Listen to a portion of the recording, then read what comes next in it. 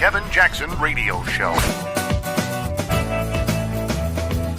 Welcome, everybody. Kevin Jackson here. It's the Kevin Jackson Show. Glad you are with me. KJRadio.com is where you can find out more about me and the team. You can also give us a call at 844-551-8255, and we look forward to your calls. We look forward to your messages in any way. Look, I want to jump right in because we have a ton of stuff that happened over the weekend, and I'm not talking about the Chicago killings, the murders, the reason why the NFL took a knee, right? Because of all the black-on-black crime and the carnage that Rahm Emanuel allows to happen. Isn't that why they took a knee?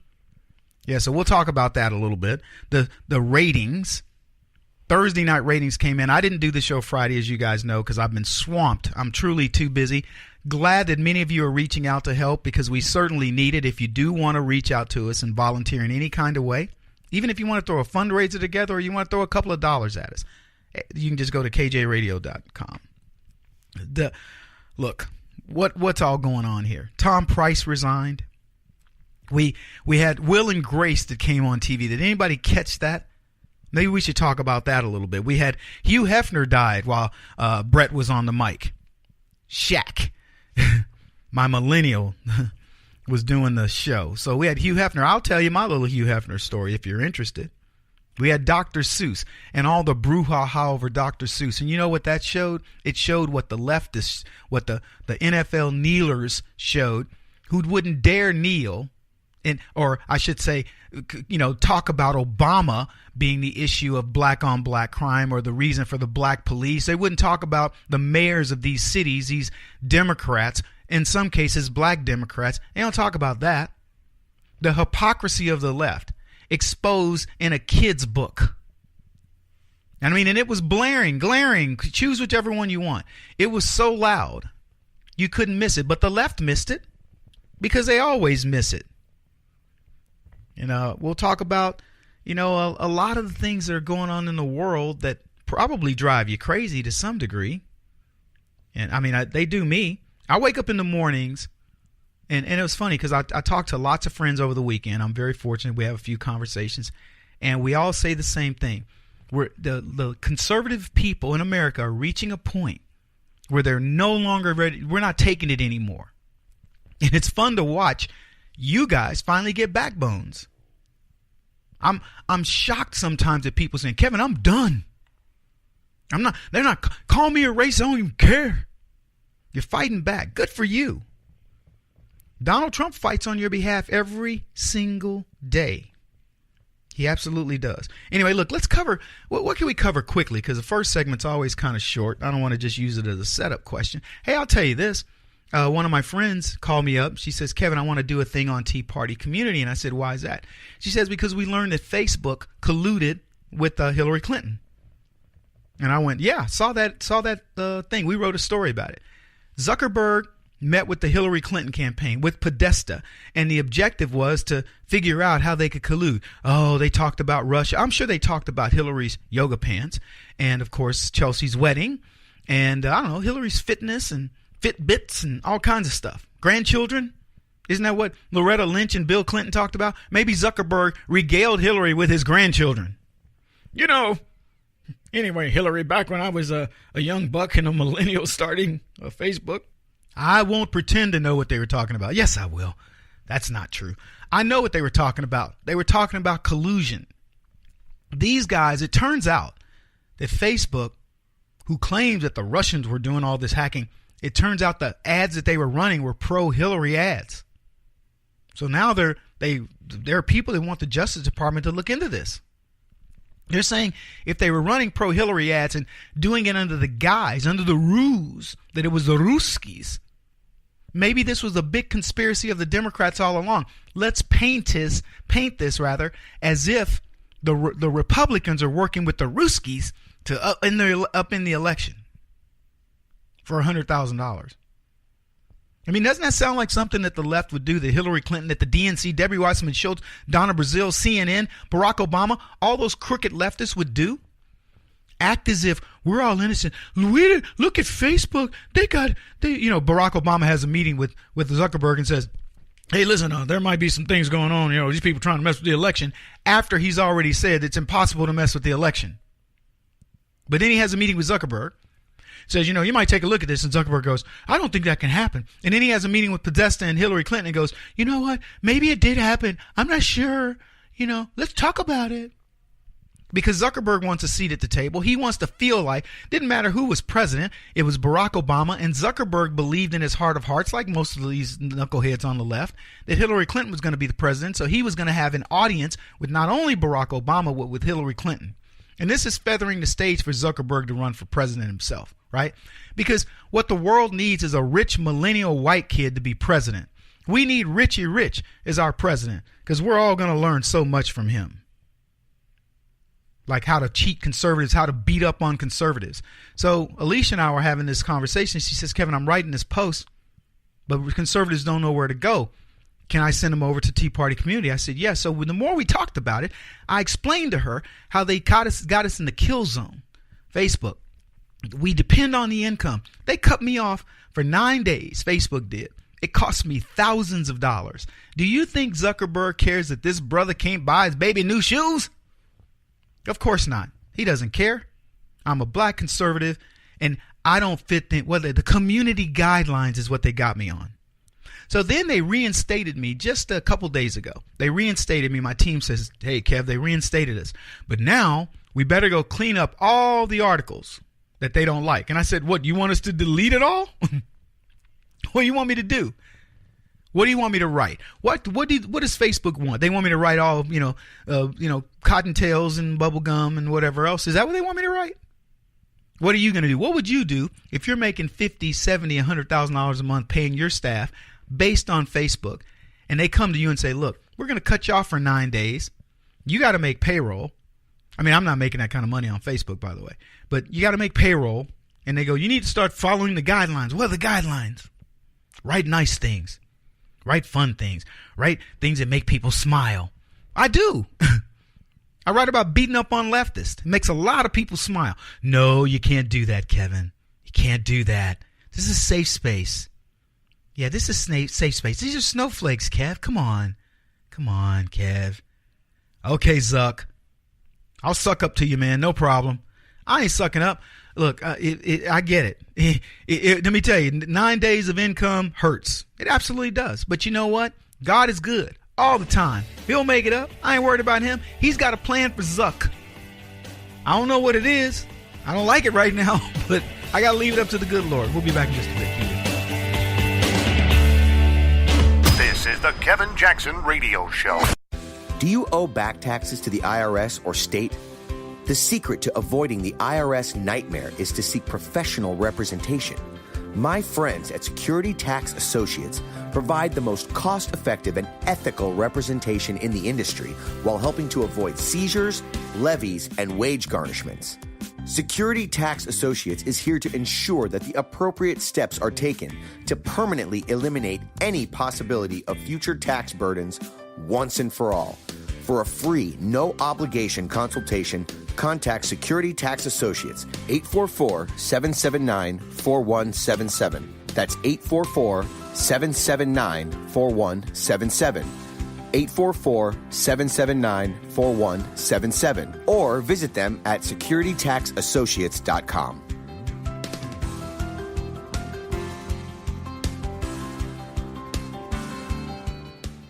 Beth Cook Moranville, author of Closer Than Your Breath, a book of hope. Hope, that wonderful, wonderful 4-letter word that you may feel completely out of.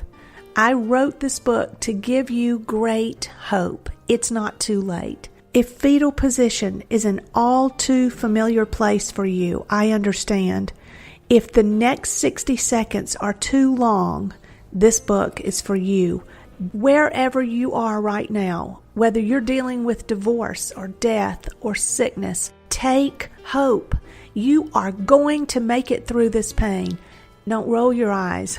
I've walked this road and I know it. The best is yet to come. Closer Than Your Breath, a book of hope from author and speaker Beth Cook Moranville, can be found on Amazon.com or Kindle.com. For more information, visit closerthanyourBreath.com or on Facebook at Closer Than Your Breath.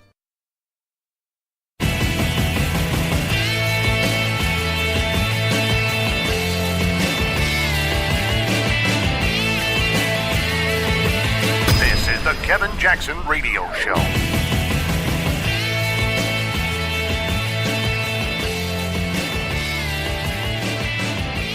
Welcome back, everybody. Kevin Jackson here. It is the Kevin Jackson Show. And I learned that there's a high school football team that honored the police. They went on the field and they had a police officer. I don't know if there was like one cop per person or whatever, but they made it a point to honor the police. That's right. Winning America. See, at the pro level, we got people like Kaepernick spreading lies about the police, which is why we're making a movie for the police officers called Bleeding Blue. Go to bleedingbluemovie.com. You can see the trailer. New trailer's done. We got a little tweaking to do on it, and then we're going to release it as well. And I will start giving you guys dates and locations of when you can see the film. It's actually pretty cool stuff. But I liked seeing this. Remember that we reported these 8-year-old kids taking a knee? There comes a point where people start to come of age. Now, I'm not going to do some big philosophical thing on, boys to men and that kind of thing, but 8-year-olds are taking a knee because somebody tells them, hey, you need to take a knee. You're a little kid. You're a little black kid growing up. Cops oppress black folks. Take a knee. And these little boys are like, we're going to take a knee. Little black boys are asking, can we take a knee? Because they've been led to believe the lie. These are like these kids, these ISIS kids that grow up hating America. You go, why do you hate America? I don't know. My dad told me to. It's no different. We just profiled a woman who, what was it, a teacher? I forget. And she essentially said the flag was toilet paper. We'll talk more about her, but I can't believe she said the flag meant no more to her than toilet paper. So anyway, these kids take a knee, 8-year-olds. By the time they get to high school, I don't know what's going. I'm not telling you they learn some sense along the way, but somewhere you can discern and you say, you know what, that's not right. I can tell you, from my own experience, I was never a leftist, never. I thank God. But I can tell you, as I look at my childhood, I can see where people would have, where I could have said, I'll just go with the flow. But I didn't. I was that kid that I don't care if the entire team was going to take a knee. I wasn't going to do it. And this entire team, I don't know where they're from. Here's what I can tell you. They were from no big city. They were from nowhere where there's lots of blacks, in mass. They were from probably some Midwestern small town who actually believes in law and order and understands that there's no white people out there trying to nobody's significant trying to get you. No more than the normal. I can put it to you this way. There are more black people out to get me than white folks. It's just the truth. I'm not even talking about because of my politics. I'm saying just the likelihood of my death. It's pretty unlikely that it's going to be at the hands of a person, but the likelihood of my death, if it were at the hands of a person, is exponentially bigger if it's going to be with a black person. So, interesting to me. I want to talk about the similarities between Kaepernick and Obama. You probably thought about this, right? Both of them are half black. In the case of Obama, he's half black, half white. In the case of Kaepernick, he's half black, half Italian. Some people would say, well, that's white. Not really. He's half black, he's half Italian. Italian.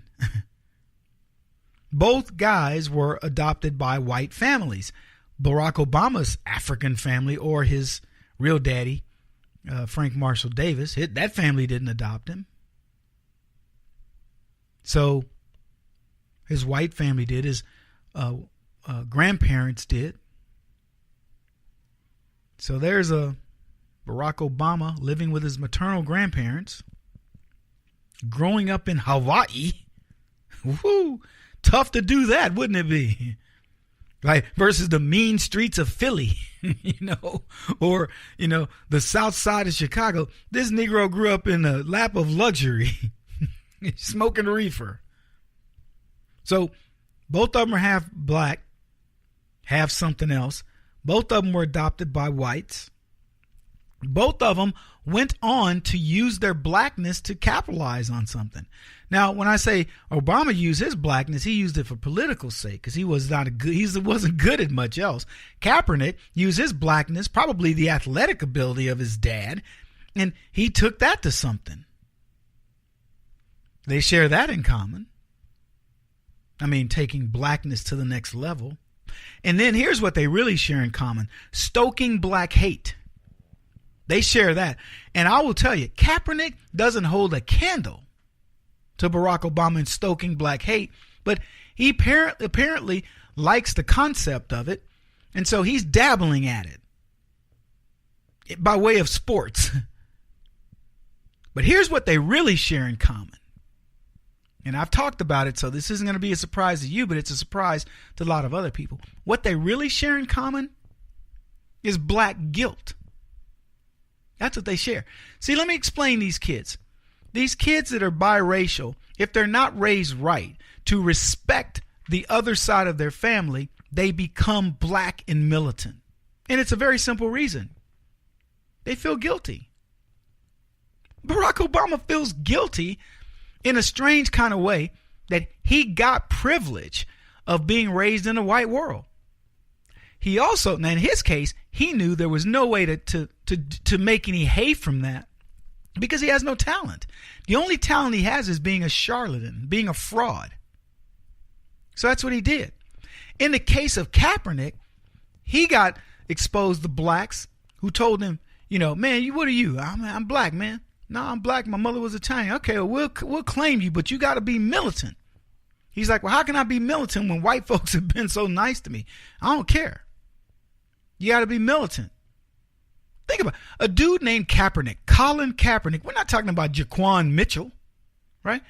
This dude's name is Kaepernick, and he has to make up for it. That's the same thing Barack Obama. Barack Obama became black in order to assuage and it's only perceived guilt, folks. Don't think Kaepernick or Barack Obama feel any real guilt. They don't. Kaepernick talks about, I'm going to give $100,000 a month away for 10 months in order to help these charities and showcase that what I got was, by the gift of, he didn't say the gift of God, but like, I'm lucky to have gotten what I got and all that. You're lucky you had white parents that adopted your monkey butt and decided they were going to do something with you. That's what he's lucky for. I know white people out there scream, oh my gosh, Kevin called Colin Kaepernick a monkey. I call people monkeys all the time. It ain't even racial. I call white people monkeys. I know there are people out there, Kevin, this is dangerous territory. It ain't dangerous territory. I don't think of black people as monkeys, I think of stupid people as monkeys. And I apologize to monkeys for saying it. The stupid monkey Colin Kaepernick is so aggrieved and so ashamed, really, of his white parents, the people that raised him, because he wants to be down with the brothers. It's tough to be down when you say, I like these white folks. Steve Harvey's another example. White people made his career. They're the only ones he tolerates, but he doesn't talk about them. He doesn't talk about the myriad of black people who took advantage of him and told him he couldn't be anything, but he won't praise the white folks that actually gave him his break.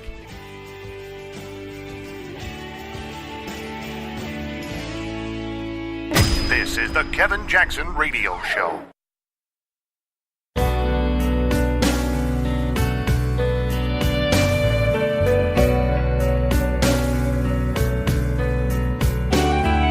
This is the Kevin Jackson Radio Show. Welcome back, everybody. Kevin Jackson here. So the I don't know how big it is, but news over the weekend was, Tom Price resigned.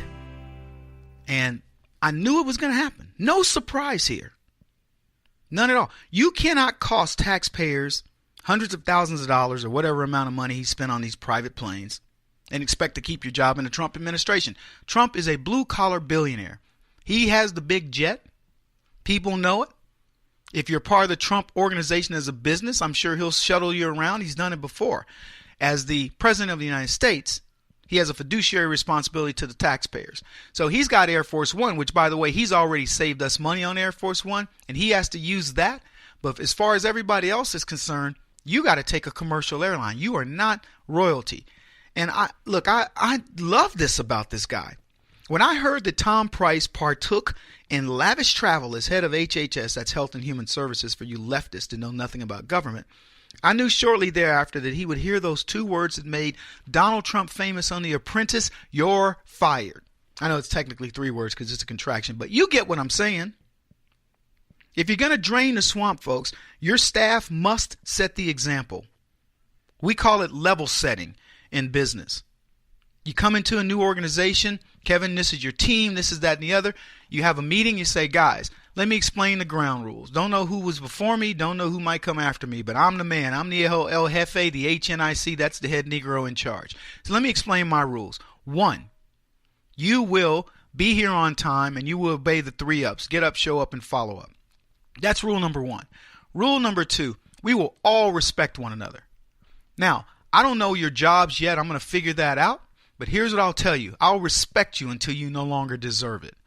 And as long as you're on this team, if I hear of you bad-mouthing any team member here or abroad, you are gone. If you're on this team, you deserve it. You need to be here. Now, I'm going to make an evaluation of who is going to be here, who gets to stay. But if you make this team, you are part of this family. And I will go down. I will go to bat for you no matter what. I will go to bat for you with my boss. I'll go to bat for you with a client. But you will earn that if you make this team. Everybody good? Those are the rules. We've level set. Those rules apply to me. If you don't deserve to be on this team, I won't badmouth you. I'll just let you go. Now, I won't do it willy-nilly. I'll say, hey, look, you're not living up to the standards of this team. Here's what we do. Here's how we perform. Blah, blah, blah. So let me give you a good example. My son's playing baseball the other day. They get up on this team 10-1. Easy game. They've used one pitcher in the first inning, a pitcher in the second inning. They've used one pitcher per inning, and they've used their best pitchers. And there are rules. My son's a catcher. He can't pitch if he catches a certain amount of time. So they couldn't use. He's one of the better pitchers. Can't use him. So I go to the coach and I say, why are you taking these kids out after one inning? The first inning, they scored nothing. Second inning, he puts a kid in, they scored 1 run. Third inning, he puts a new kid in, they score 0 runs, etc. And I go, why are you doing this? And he goes, well, I want all the kids to pitch. And I go, all the kids don't need to pitch. We had just enough players to play. And some of these kids just cannot play the game. They're learning the game. But he's like, no, they've been bugging me to pitch, and I go, look, I get that. But they also want to win. And they understand baseball. These kids they send a group to the national baseball thing every year at Chandler National. So I go, these kids know baseball. They know who the better players are. And you're going to run out of pitchers. And pretty soon you're going to be throwing in kids that have never pitched. And you're winning. You need to put this game away, blah, blah, blah. So the coach is like, feel good. And what happens in the 4th or the 5th, whatever, I think it was the 4th inning, other team comes up. They bring in a kid because they're out of pitchers. They bring in a kid who's never pitched, but he wants to pitch, and they want him to make him feel good. The team scores 10 runs. It ends up being 11 to 10. So now the team is losing, and the kids are upset. And he's telling me, well, none of these scores don't count, and it's fall ball. These scores don't count. I said, let me explain something to you, buddy. I don't know what these other kids think, but my son, the score counts. He wants to win. He understands the game. If he's not the best pitcher, get him out. If he's not the best shortstop, get him out. Let's win the game. We're all playing. It isn't like you got 4 kids sitting on the bench and we're saying don't play the fat kid or don't play the little girly kid that can't catch or pick up a ground ball. All the kids are playing. So you've satisfied the parents. And the parents, by the way, in the audience were mad. What are you doing, you knucklehead? Worst game ever. So they get up. There's 2 outs, 1 kid on base. I think he's on first base. My son's a potential 3rd out. He gets up. He's got 2 strikes on him. He looks at me and he says to me, Dad, I don't want to be the 3rd out. And you know what I told him? I said, then don't be. He gets up, smacks the crap out of the ball to the fence. The guy on the base scores. Game is tied. He ends up with a double, I believe. So luckily for him, the batter coming up next is one of the better hitters. My son's also one of the better hitters. And this kid performs, boom, knocks it right up the middle. My son scores. This team erupts. You think they won the championship. I go over, the coaches are like, what are you upset about? Because I'm obviously irritated because I'm keeping score. I said, I'm upset that you guys almost let this team win. And, well, it doesn't matter. I go, let me explain something to you yet again. It does matter. It doesn't matter to you that it's fall ball, that these kids all need to play, blah, blah, blah. These kids want to win over the idea that you need to placate them, and that's your lesson. I said, until you learn that lesson, I may not let my son come play again. Now, I'm off topic. But it all fits in. You know, Donald Trump is saying to Tom Price, look, you got to be a team player, but we got to win. And all these guys, almost all of Trump's staff took massive pay cuts to become part of the Trump administration. They were powerful men and women in their own right. And many of these men and women Trump wouldn't have minded working for if the circumstances were different. If one of these guys, say Rex Tillerson, had become president and he offered Trump VP or something, Donald Trump might have felt, like, hey, this is a good thing. I'll work for Tillerson. So they're accomplished people, multimillionaires and billionaires. And each of them, Trump tasked them in their area of government to reduce the budget, and most of them have complied and done that. And then the news of Tom Price hits, where he's taking these private flights, private jets. These are not things that ordinary citizens do. And then Price comes out and says, all of my political career, I've fought for the taxpayer. It's clear to me that this is the case. I was not sensitive enough to my own concern for the taxpayer. I know as well as anyone that the American people want to know that their hard-earned dollars are being spent wisely by government officials. And then he said, I'll pay it back out of my own pay. Well, too little, too late. He said he would make amends. Write a personal check to the Treasury. Good for you, man. But who cares? The biggest mistake was this. He can't discuss our hard-earned dollars and spend them so readily. But if he were to have any chance of surviving this onslaught, the first thing he shouldn't have done is he shouldn't have apologized. Price could have said, I took the most expedient flights available with the idea that I would reimburse the taxpayers, and I have. Because you can never apologize to the left. See, I'm not telling you that there's any way out for this, and because it was done. And I don't know the travel arrangement that these people make. I've never been that, fortunate, or if you want to call it that, to have access to a private jet versus commercial airline. But I'll tell you this, the perception can't be that government officials are traveling better, doing better, et cetera, than other people. Trump is saying to everybody in the country, all of us are taking a hit.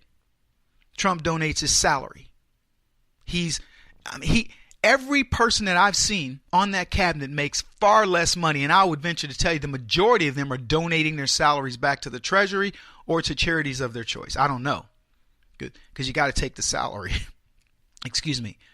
At least that's what I'm told. So he expects everybody you're going to show the federal government and the taxpayers that we will not succumb to what happened with the Obama administration and all these other administrations. So anyway, he shouldn't have done that. And the ironic part of this is Robert Mueller, Eric Holder, they did this. Countless leftists have done this sort of thing. At one point, Pelosi flew the government jet so often they practically named the airline after her. And I remember this. It was in 2007. She was found to have requested military aircraft for multitude of trips and had the gall, believe it or not, to insist on a larger plane and military escorts. Utter disregard for commercial airlines. And so Judicial Watch's Tom Fitton, he's a guy that sues a lot on our behalf. He published the documents of her travel request, and then he commented, Pelosi treats Air Force like it's her personal airline. And I remember that report. And for those who want to compare the travel of Trump's staff versus Obama, CNN actually did the work for you. And surprisingly, the fake news outlet told the truth and said Trump's administration has approved fewer military flights by cabinet members than Obama had at the same point. So Price resigned, and Donald Trump sent out a message. The private sector is better than the public sector because it costs a lot more money to fly, and that's the point he was making. Good for him. Kevin Jackson on the Black Sphere Radio Network. Do you owe back taxes to the IRS or state? The secret to avoiding the IRS nightmare is to seek professional representation. My friends at Security Tax Associates provide the most cost-effective and ethical representation in the industry while helping to avoid seizures, levies, and wage garnishments. Security Tax Associates is here to ensure that the appropriate steps are taken to permanently eliminate any possibility of future tax burdens once and for all. For a free, no-obligation consultation, contact Security Tax Associates, 844-779-4177. That's 844-779-4177. 844-779-4177. Or visit them at securitytaxassociates.com.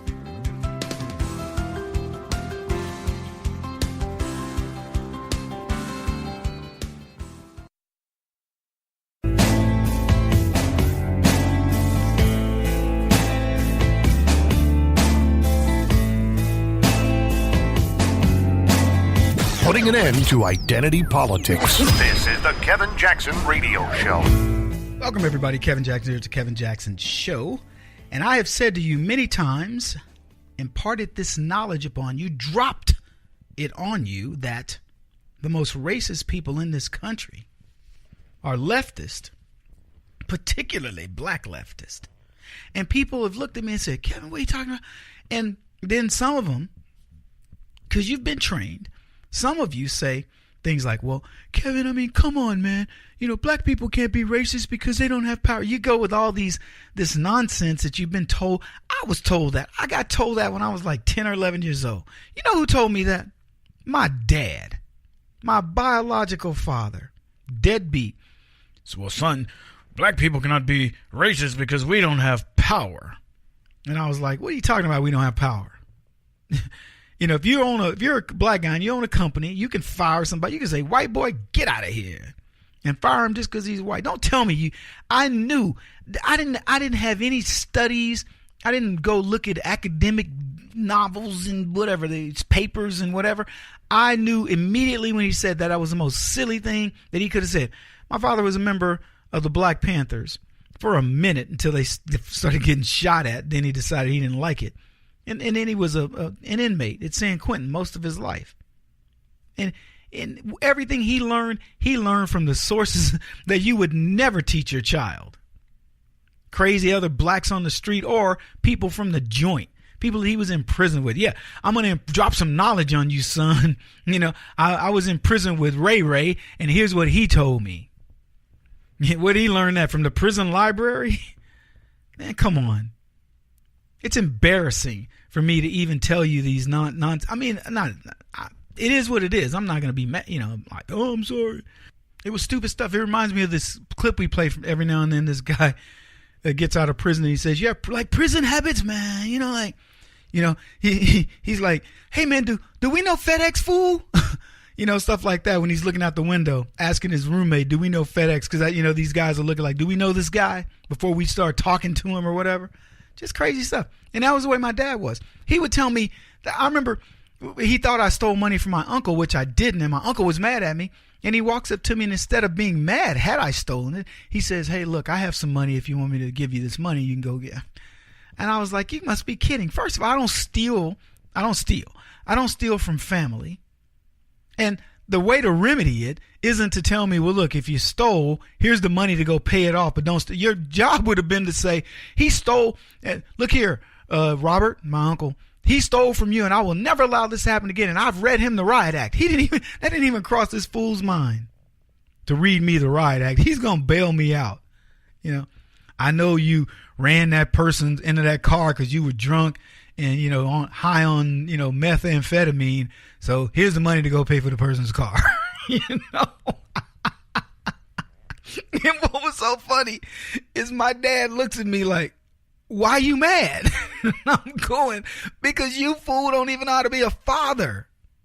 You came here to be a father and I'm allowing it. Okay. But you don't even have the sense to be a father. I don't even know when he got really mad at me because I threatened to beat him up and he walked away. But here's the deal. There was nothing rational about what I said to him, about me saying, you honestly believe it is good parenting to come here and tell me I'll give you the money to pay back what you stole from your uncle and I'm a good daddy. God, stupid. And see, these are the people that are raising other kids, raising families, and they're crazy. This story I want to tell you guys about, this board member of a Chicago school system. And I was talking about, this is what I want to explain, how racist they are. Proudly flaunt racism with groups like Black Lives Matter, and overtly in-your-face racism that idiot white progressives happily accept. They are overjoyed to accept okay, Black Lives Matter. Oh, well, don't all lives matter? No, fool, Black Lives Matter. Oh, okay, I get it. Yeah, it's okay. Don't be militant and mad. Shut up. All lives matter, you moron. Racism is taught, folks. Then it's condoned by the left. They teach kids in school Black Lives Matter. Kids taking a knee. Administrators, I wish I could take a knee. And they expect all Americans to adopt this idiotic philosophy. Then they go, well, if we just let them believe that we really care and we care even more, even though it's nonsense, it'll promote healing. Sometimes you white people crack me up. It'll promote healing. No, it won't. It'll promote more idiocy. And trust me, I've watched it happen in my lifetime. I watch black people get stupid. I'm just saying. Woo! The only joy I can get out of it is I look so dang smart in comparison. I'm not that smart. I mean, you're comparing me to dummies. And they get mad at me because I'm telling the truth. Look, the stuff these people believe, only a moron. Even morons don't believe the stuff they believe. I hate to even use morons. I'm sorry, morons. Oh, man. So here's a teacher you got to know. Elgin school board member defended comments she made on her personal Facebook page supporting NFL players taking a knee during the national anthem and equating the American flag with toilet paper. You heard what I said. Toilet paper. The post got shared online. School District U46 board member Tracy O'Neill Ellis wrote, quote, "That flag means nothing more than toilet paper to me." And that post got shared online. She also wrote she supported the players on the field, referencing President Trump's SOB comment from a few days earlier. Here's what she wrote.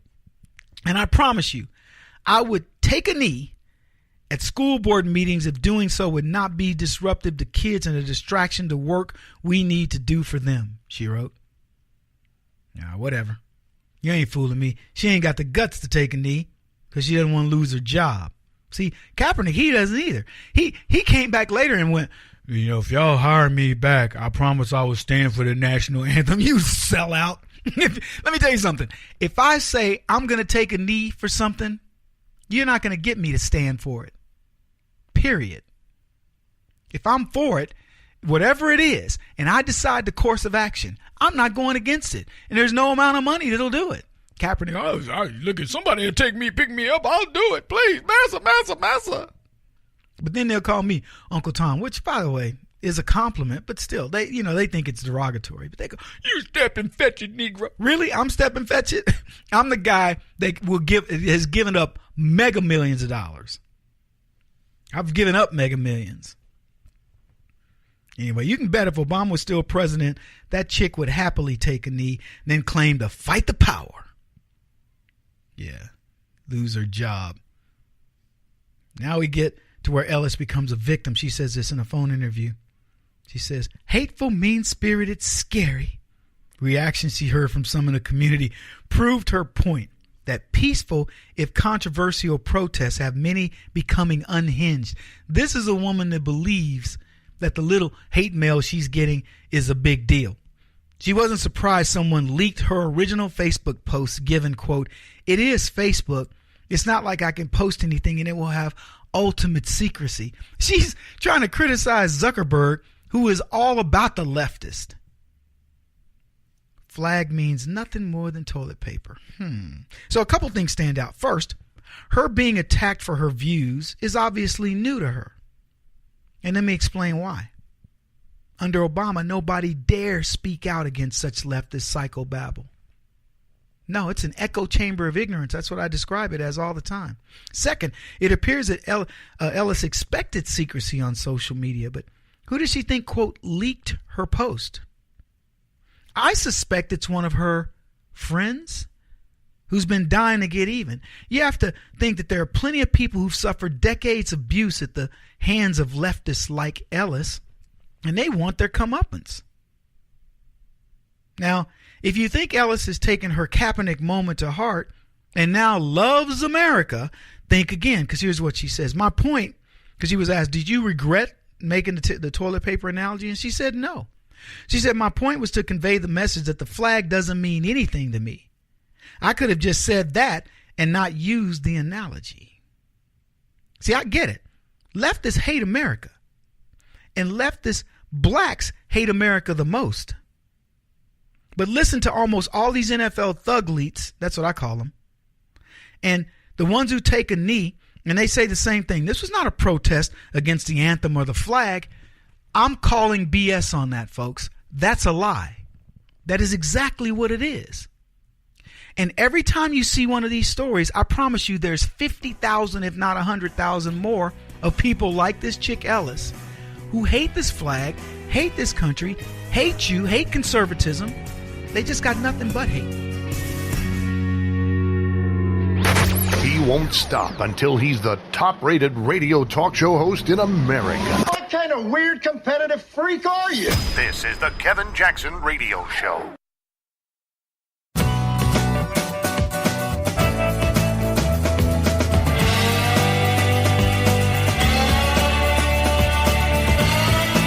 This is the Kevin Jackson Radio Show. I spotted a Confederate flag. Welcome everybody, Kevin Jackson here. It's the Kevin Jackson Show. It was at a football game. Yeah, it was a white dude. He was standing behind a dude who was on his knee. I think it was a Trump tie. Oh my goodness, having fun. Let me tell you why. Because I like winning. I like being on the side of the winners for a change. I'm watching the left just have a conniption. I'm having people make excuse after excuse. Donald Trump, he's a racist. He's doing that. And Donald Trump just fluffing it off. Where's the Russia investigation? Somebody tell me. I saw a meme. It says to Hillary Clinton, I keep talking and I won't shut up, or I've fallen and I won't shut up. I thought that we can't have as much fun as we've been having. Look, it isn't just the fact that Trump's been elected. I don't care. I have as much fun, talking about Trump and some of the things he does than I do supporting him, because I can laugh at the president. I'm having fun laughing at these leftists. They got people like Hillary Clinton that won't shut up. I saw the thing that said the ticket that they wanted to run for president in 2020, the two people that it was nobody I'd even seen. And by the way, it was an old man and an old woman. I don't even know where they were from. Nobody was talking about Kamala Harris, Cory Booker, Elizabeth Warren, Bernie Sanders, Joe Biden, Clinton. I mean, look at these clowns they have on the other side. These are who we're going to run for president against Donald Trump. Okay, fine. Bring it. Meanwhile, Donald Trump's like, we're going to be talking about tax reform and, Puerto Rico, we're going to rebuild. And that's been an interesting topic. Hillary Clinton, if I were president, I would deploy the ships to there and we'd be all good. And you had the mayor of Puerto Rico who was like, oh my gosh, she's crying. We have no way to get things. What is Trump going to do? What is he going to do any differently than any other president would have done? He's done it by the FEMA book. And then but the governor goes, no, it's been great. He's got, ships going. He's got airlines dropping stuff. And you know what here's the real issue. The people in Puerto Rico are doing it themselves. They finally, the men in the neighborhood, and probably women too, are saying, we'll clean it up. We'll do it ourselves. How much do you expect government to do for you? Why? It's funny. People always laugh at these folks that have the bug out bags and the preppers and all these different things. And then when the disaster hit and the preppers are sitting there with their nachos, Doritos, eating salsa, in the bunker going, yeah, anyway. So they're playing cards, drinking beer. And they're like, what's all going up above? Who don't know, don't care. But they're the stupid ones, right? Until the disaster hits. I don't know how many preppers there were in Puerto Rico, but I bet you there's some of them that wish they'd stored some rice in a Bunsen burner that has one of those cook things, you can hit with I don't know, but all that prepper stuff. They got it. Just add water. They got plenty of water, right? I'm just saying. Same thing with Houston. What did Houston do? Houston people didn't wait on FEMA. I told you guys a story. I did a live story when I was doing Fox News. A live story of one of my buddies who said that FEMA people were like mad that we were helping ourselves, that Americans were helping themselves. There were people coming up going, what do you need us to do? Nothing. Stand down. Didn't want to look bad. What kind of nonsense is that, man? So, I know people were glad to see that redneck army. That they call them the Cajun Navy. They came up from Louisiana, as far as Louisiana, to help. Government is not going to bail you out, man. Puerto Rico finally is getting it. They're getting the memo. It's not going to work. I'd be salvaging everything I could. And here's the thing. I don't know how big the island. It's not that big. That you could find a way. That the mayor's like, we have no way to get this stuff to people. Well, what do you think FEMA's going to do? They have to drop, you'd have to drop tanks or something, large trucks that you can roll over things and you don't have to get through the roads, all kinds of moving gear. I don't know where you put that stuff, but it should be on the island. They know they're going to have hurricanes. I mean, you know how racist hurricanes are. They always hit those islands out in the middle of the Pacific, or is it the Atlantic? The Atlantic. That's what they do. Those islands aren't inhabited by white folks. They're inhabited by brown people. That's why the hurricanes go that way. Go get them some brown folks. You know what's going to come, right? It's like not having a snow shovel in Wisconsin, or a snow blower, for that matter. They're like, what do you got? I don't know. Just got myself a spoon. I mean, you know what you're going to need. You're going to need windshield defroster. Here's what I can tell you. In these cold climates, these folks up there, they have these bags that they keep in their car that's got like a cozy comforter. It's got the things that'll keep your hands and your feet warm. It's got the thicker socks and all that. It's an emergency kit for exactly that.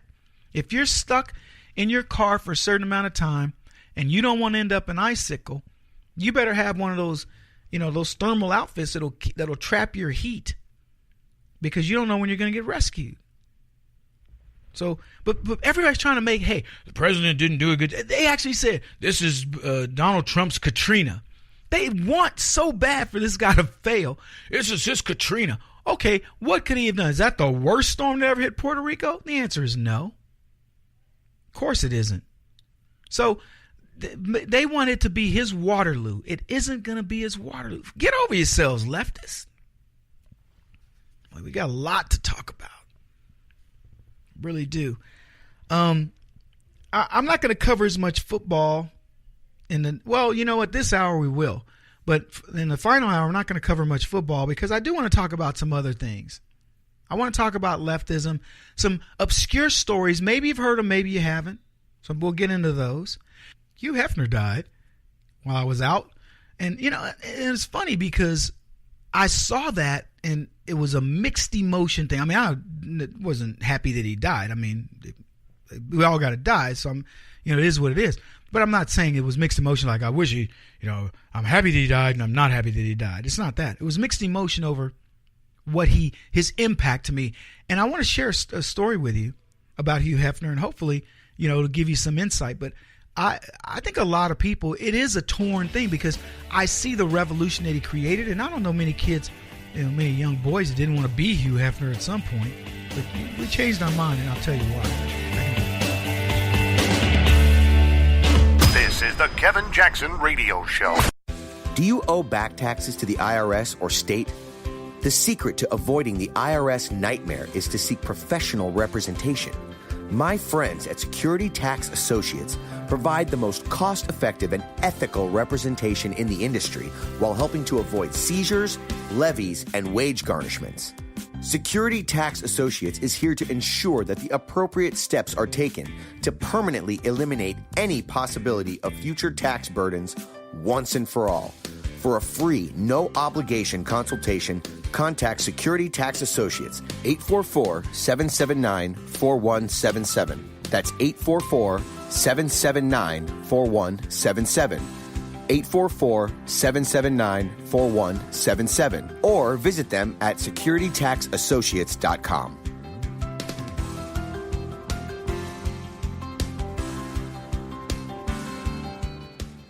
Beth Cook Moranville, author of Closer Than Your Breath, a book of hope. Hope, that wonderful, wonderful 4-letter word that you may feel completely out of. I wrote this book to give you great hope. It's not too late. If fetal position is an all too familiar place for you, I understand. If the next 60 seconds are too long, this book is for you. Wherever you are right now, whether you're dealing with divorce or death or sickness, take hope. You are going to make it through this pain. Don't roll your eyes. I've walked this road and I know it. The best is yet to come. Closer Than Your Breath, a book of hope from author and speaker Beth Cook Moranville, can be found on Amazon.com or Kindle.com. For more information, visit closerthanyourBreath.com or on Facebook at Closer Than Your Breath.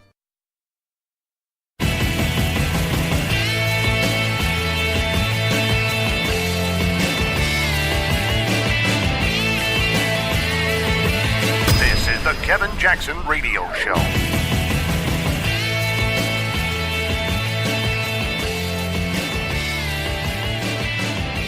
Welcome back, everybody. Kevin Jackson here. KJRadio.com if you want to call the show, 844-551-8255. We added a digital network. I know the lady's name is Barbara, but I don't remember the digital network. Pretty good sized group. They get quite a few downloads every day. So welcome to that new crew that's on board. And we've also got about 3 terrestrial outlets, and I'll apologize in advance. I don't keep up with that. But we'll put it on the website if you want to know where you can catch the show through a terrestrial station. But most people now, honestly, are getting it through the internet. So I would say go to KJRadio.com. I wanted to talk about Will and Grace. I don't know how you guys feel about that show. It was a show about a gay guy, Will, who had a best friend, Grace, who's a girl, she was heterosexual. And the guy Jack, who was with him, who turned out to be really gay, who everybody said he was a straight guy playing a gay guy, and most of us were going, no, he's a gay guy playing a gay guy. But funny guy, funny cast. And I really loved the lady who was the rich lady on the show. Forget her name, Megan Mullally or something like that. But anyway, they all get together. Now, the chick that plays Grace, Deborah Messing, hardcore leftist. And so they hadn't been doing TV for a long time. I want to say, was it 11 years or something like that? And they did this reunion, and I guess the show is coming back. And admittedly, I watched it. It was a funny show. Yes, it had gay elements to it, but it was a play. It was almost like they made fun of the gayness of the show, the same way I poke fun at race. So I thought it was entertaining. And when they didn't get over the top with the gay stuff, it was no big deal. And I think that subtle introduction for adults to gay, to the gay lifestyle, the LGBTQ lifestyle is fine. Again, most of us don't give a crap about people's sexuality if it's not being flaunted. So when Will would occasionally get a boyfriend, you would just see the interaction of 2 very quippy, funny people, and occasionally they deal with a gay issue. I get it. And we weren't beat over the head. But now it premiered. I didn't see it. I'm going to tell you right now, I didn't see it because when I heard that Deborah Messing didn't even want to interview with Megyn Kelly because she's like, well, Megyn Kelly was formerly with Fox. And I'm thinking, grow up. Really? And then, see, that's the way the left are. And now you go, Kevin, you just did it. No, I did it because they did it. And I'm going to do that. I already told you guys. I respond the way they respond, only that reason. I'm not this way naturally.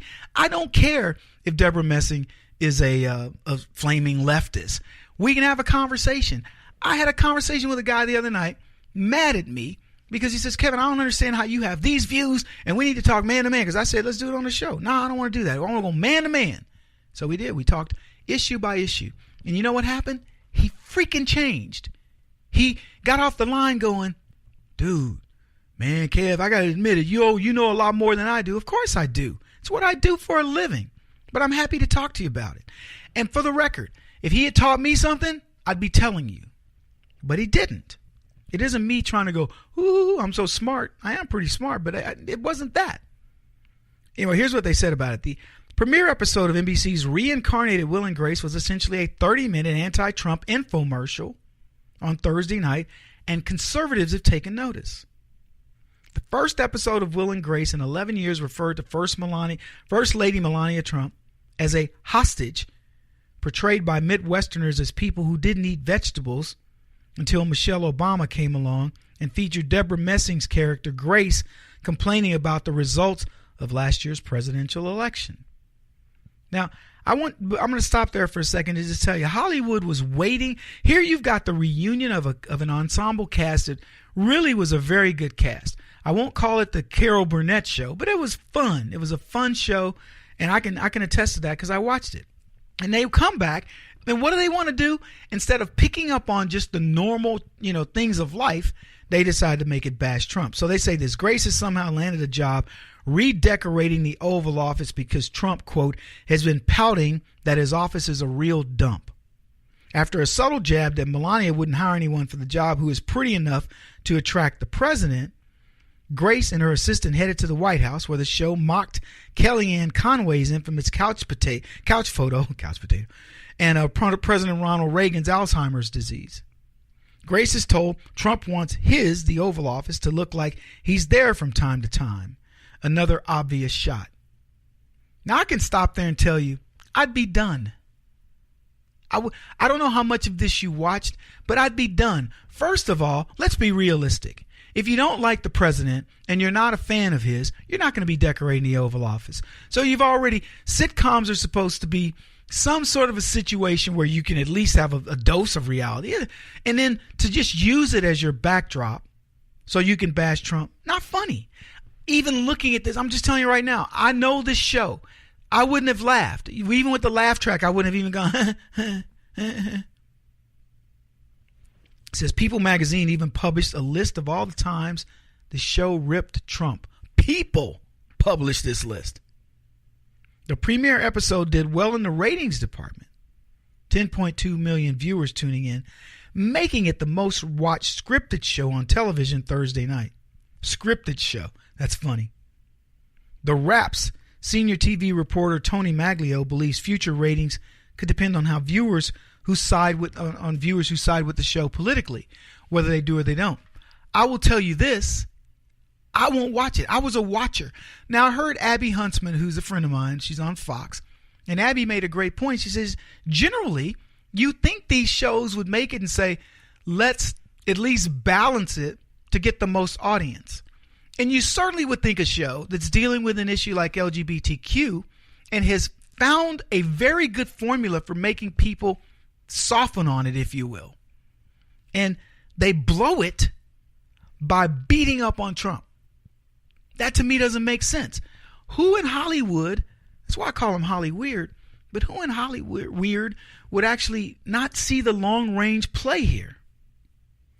They say this: post-premiere, Will and Grace ratings should come back down to earth and will soon settle into a pretty predictable range. The return is an event that had the nostalgia factor going for it, plenty of promotion, generally favorable reviews. This is what Maglio said. The show does have a few things working against it, though. The younger half of the advertiser coveted 18 to 49 demographic don't know or care about all these characters. In a series that takes such a political stance, by its very nature, is divisive. And I completely agree with that. I just don't get this. Look, I'm not trying to win anybody over with our stuff, but like if we produced a show and it was for conservatives, I would go after leftists, but I would go after them with the policies, with the things that are in the context of funny. That's what made Will and Grace funny when I did watch it. from time to time was that if they came after us, they would come after us in something kind of wacky. Like we don't like musicals or I don't know. It would be fun. And you could laugh at yourself about it because it wasn't so heavy-handed. Now, man, it's almost vicious. The left, when they want to go after you, sometimes they can be vicious and cruel. And they think we can't take it. Look, let me tell you, it's like when people say, Kevin, you're this, you're that. I'm not even impacted by it. You know what I'm disgusted that you actually think that works. That's what I'm disgusted. These writers believe that works and they're getting paychecks for that nonsense.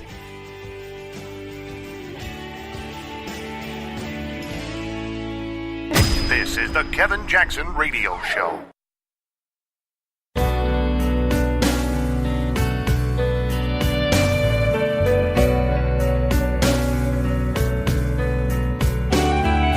This is the Kevin Jackson Radio Show. Welcome back, everybody. Kevin Jackson here. Did you happen to catch the Thursday night game? It was, I believe, the Packers against the Bears. The Bears. It was a rivalry, right? And the only reason why I know that is because I researched it because I wanted to know what the numbers were, and the numbers were not good for the NFL. So I want to get into that for just a second, okay? Because maybe Brett talked about this on Friday, but I didn't get a chance to, so I'm going to cover it. Now, there's nothing new here in the sense that we all know that the NFL has been dying a slow death for years.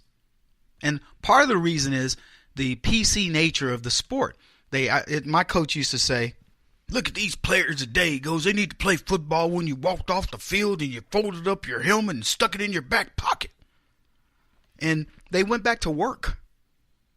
So the NFL's not done itself any favors, and I don't care. I really don't. I don't care an ounce about them.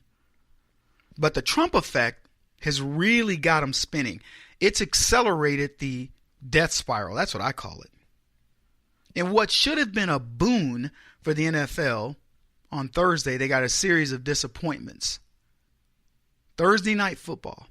Now, I want you to keep in mind, you've got all this press leading up to Thursday night that happened on Sunday and then on Monday. So you have Tuesday and Wednesday to say, football. It's on everybody's brain.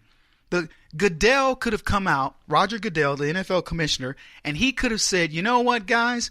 We are done with this. This is what's going to happen, blah, blah, blah. They could have put all kinds of happy spin on things, but they didn't. They let it go. They rolled it out to Thursday, and here's what they did. Here's what's funny about Thursday. They decided, okay, we're all going to stand. So in effect, they're saying Trump won. If all press is good press, then the stadium should have been full, the ratings through the roof. Thursday night proved to be anything but a rebound for the not-for-long league because Roger Goodell runs that league politically correct. He didn't know how to respond because he doesn't want to, hack off his black players, but he's certainly willing to hack off 68% of Americans, conservative Americans, white folks that watch his sport. He's okay with hacking off pro-Americans, which, by the way, many Democrats had the same feeling.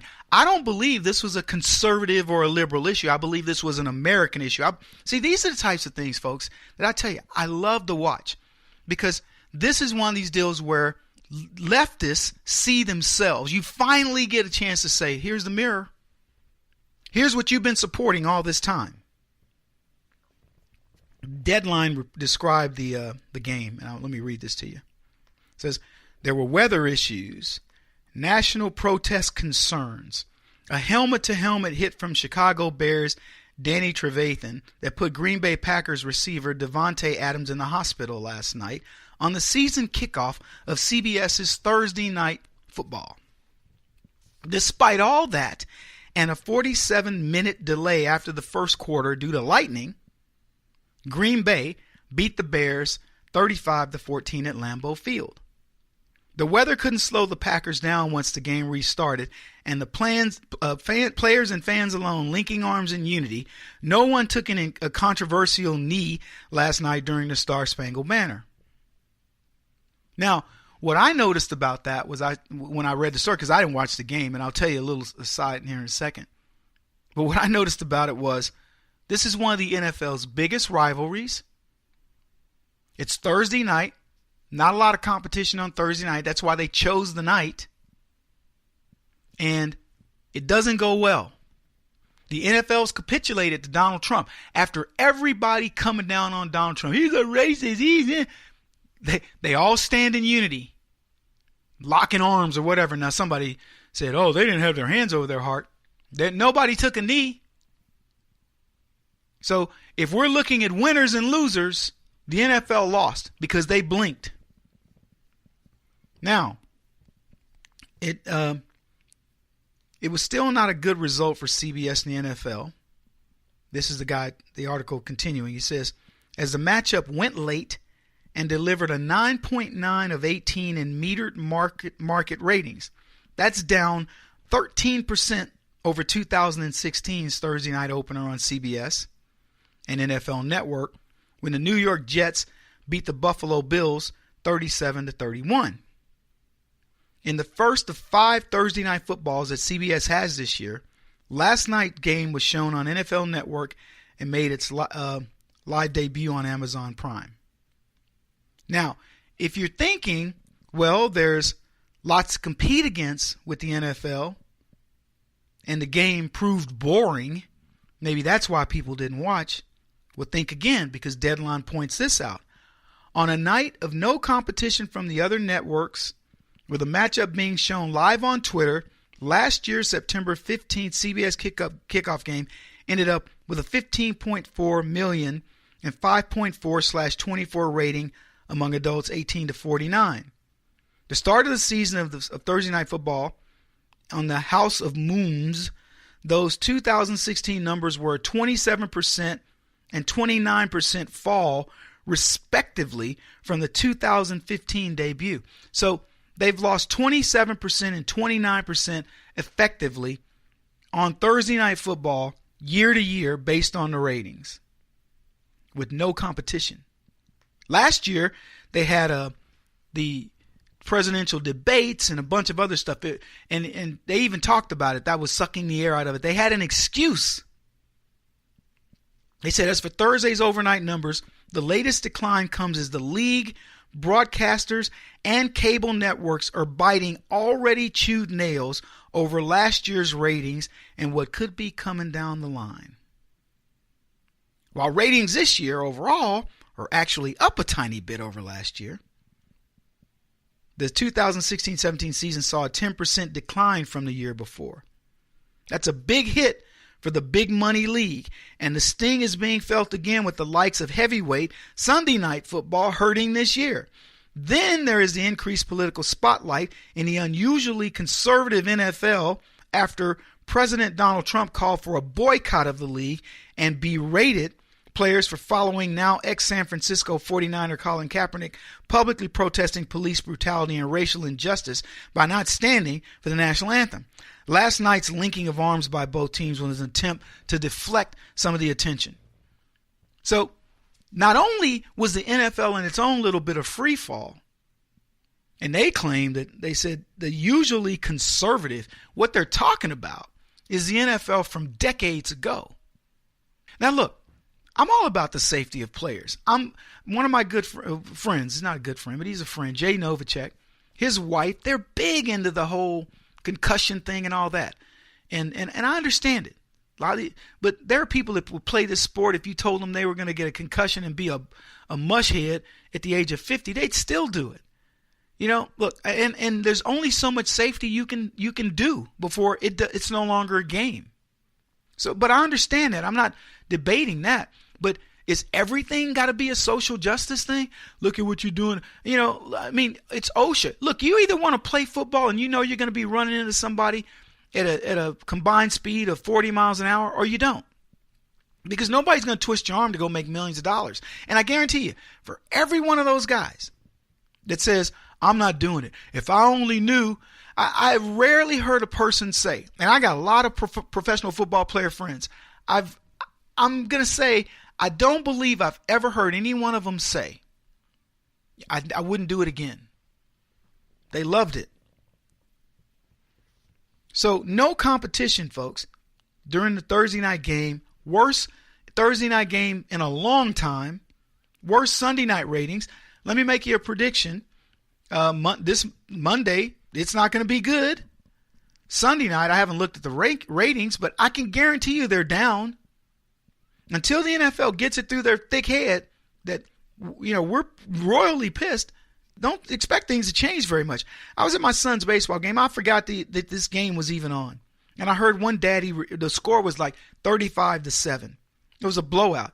And the other dad just went like, yeah, whatever. No, none of us cared. There were many, many fathers at this game. Nobody cared. Nobody listening to the game. That one guy. Interestingly, I overheard a lady who was a Packers fan say she was either burning her jersey or going to burn the jersey, and I didn't catch the player's name. But here's what I will guarantee you, and this is what I love about this. Trump is not going to let up. He will continue to slam the NFL. He's going to take their ratings, and he's going to just use it against them. And unlike ratings on Trump, which are BS, the ratings on NFL are legit because advertisers require real numbers. So the NFL can't hide these numbers. And the president's bashing of the NFL does another thing. It ripples through industry. He taunted owners saying you're afraid of your players, and he challenged them to stop the disrespect. And if they don't do it, I'm going to tell you, they're going to find out this is not some short-term boycott of them. I don't miss football at all. I stopped watching a year ago, and I bet many of you don't either. Kevin Jackson on the Black Sphere Radio Network. Do you owe back taxes to the IRS or state? The secret to avoiding the IRS nightmare is to seek professional representation. My friends at Security Tax Associates provide the most cost-effective and ethical representation in the industry while helping to avoid seizures, levies, and wage garnishments. Security Tax Associates is here to ensure that the appropriate steps are taken to permanently eliminate any possibility of future tax burdens once and for all. For a free, no-obligation consultation, contact Security Tax Associates, 844-779-4177. That's 844-779-4177. 844-779-4177. Or visit them at securitytaxassociates.com.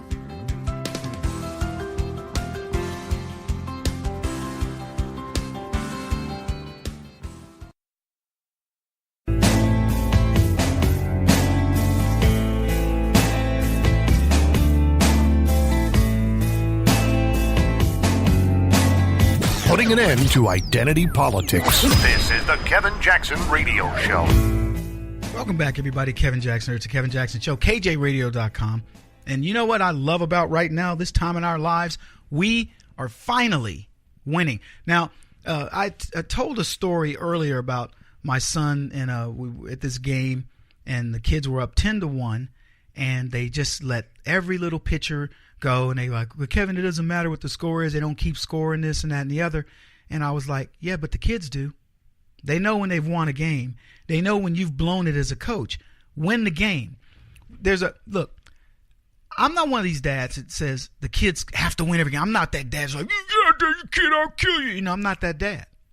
My son has a good game, great. If he doesn't, I don't care if they win. I don't care if they lose. But you know what I care about? I care that they play their hearts out. I care that they want to win. And what I was trying to tell this coach is there's a lesson beyond everybody gets to play. The lesson is you have to teach these kids what it's like to have a winner's mentality. My son came from a school, a system where they just won the championship. 2 undefeated teams played.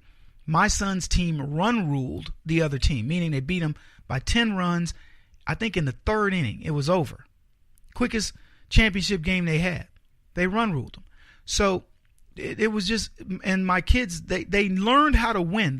He was on this team for 3 years, and they won their first season, and they lost fall ball, and they lost another season, and then they won, and they won the entire thing. And let me tell you why that's so important. He learned how to be undefeated. They had one game where they almost lost, and the coach was like, oh, man, I can't believe this. And my son finished out the inning, bases loaded, struck out the last batter, and that was the end of the game. they had to hold the home team.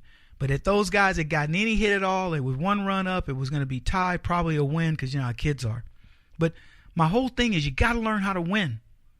And what we've been trained to do in the conservative movement is we've been taught how to be losers. So when you finally get wins, you got to understand it. Let me tell you what's going on in the NFL, and I just talked about it earlier. You're learning how to win. I was watching Donald Trump. He was getting ready to get on either, I think it was Huey one. And the guy's like, hey, so Mr. President, what do you think about the NFL? He's like, they're telling it's racist. He says, it's nonsense. He says, this wasn't about race. This is about the flag and the national anthem and, loving this country. And he just like dismissed him. Like, whatever. And turned and walked away. Let me tell you, that would have been big news a year ago. Trump, he's racist. He just dismisses. They now get it. You are not going to get to him with this call of racism. And now they've made it about us, America.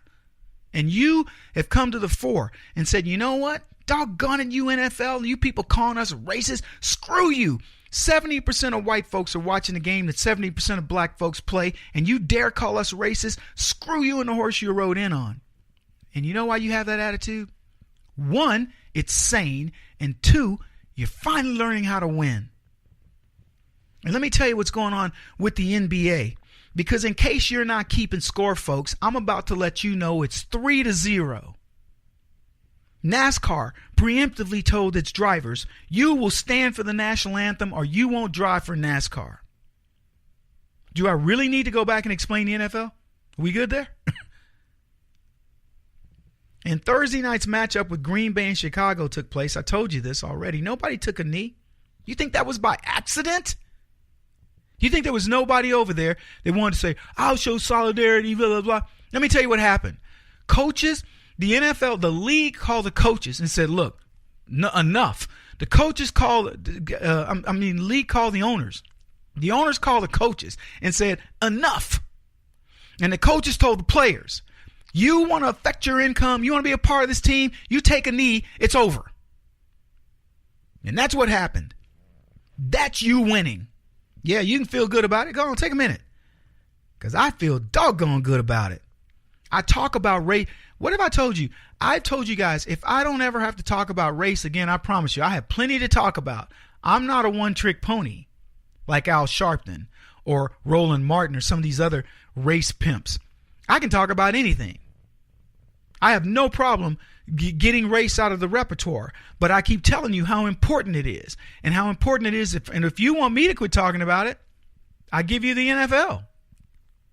Yeah, how people that used to argue with me, I'm this radio guy, Kevin, what happens if Romney gets elected? Really, you think race is going to go away?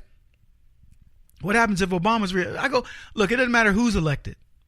Race is going to be on the menu. Haven't I proven this? And if you don't believe it, look at the fact that we have multimillionaire guys complaining, black people. Oh, woe is me. Swing low, sweet chariot. Really?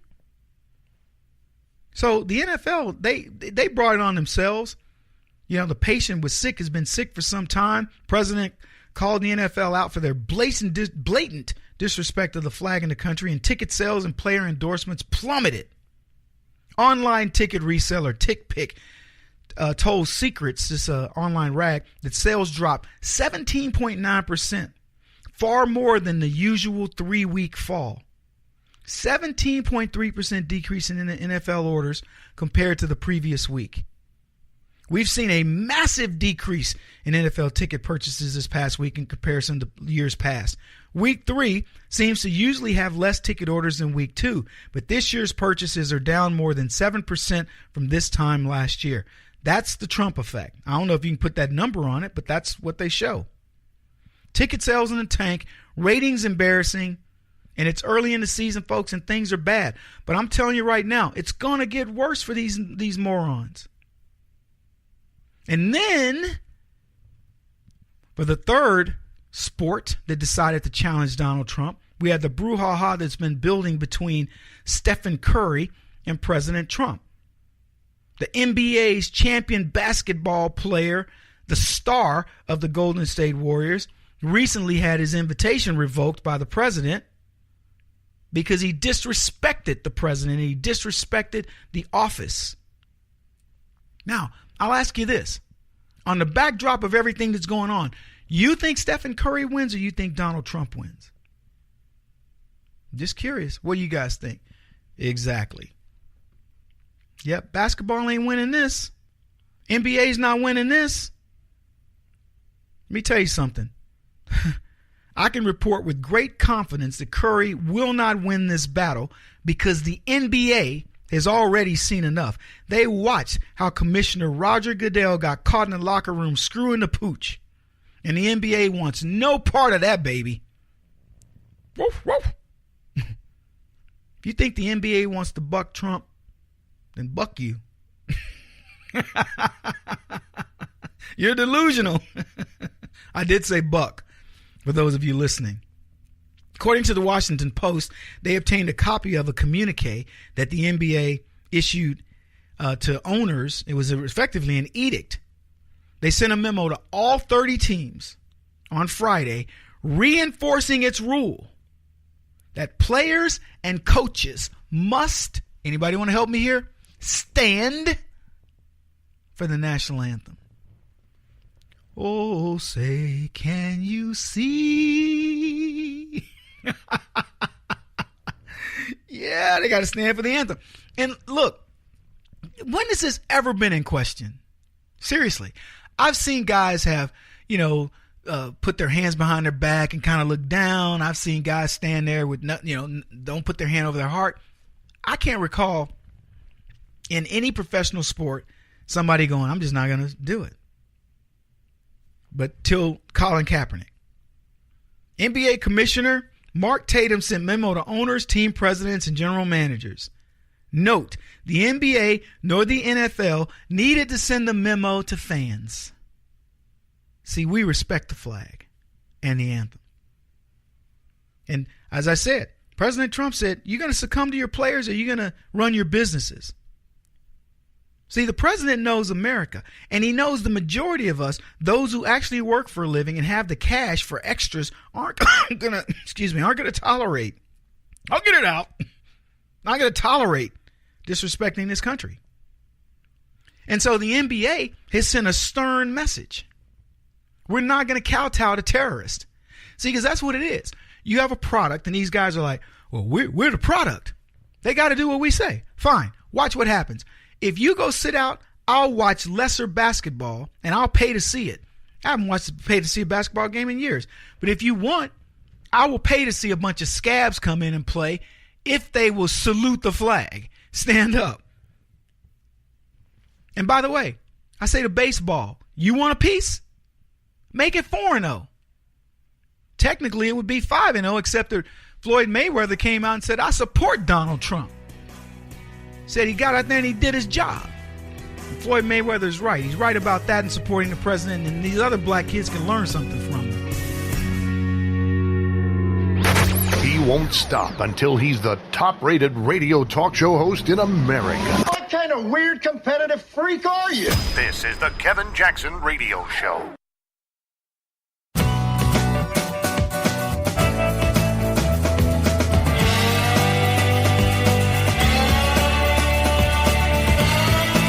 This is the Kevin Jackson Radio Show. Welcome everybody, Kevin Jackson here. How you doing? ¿Cómo está? ¿Está bien? Oh, good to talk to you. Why am I talking like this instead of Kevin Jackson? Well, it's because I need to talk about Puerto Rico, eh? Hi, papi, you want to hear about Puerto Rico? Let me tell you why I talk about Puerto Rico. Because they say Donald Trump, you don't care about the Puerto Ricans. They are Americans too. That's what Hillary Clinton say about them. They are Americans too. My good buddy, Chris Paranto said, hey, Hillary, we're Americans too, and we were stuck in Benghazi. Welcome, everybody. Kevin Jackson here. Glad you're with me. Puerto Rico got hit by a major hurricane, and you know what they're doing? They're saying, Donald Trump, this is his Katrina. He don't care nothing about the brown people, man. The Boricuas. He don't care about them. Yeah, Donald Trump, he's heartless. what, 5,000 FEMA rescue personnel on the ground prior to Puerto Rico being hit. But the media, they don't tell you nothing about this, do they? No, of course not. They don't want you to know this.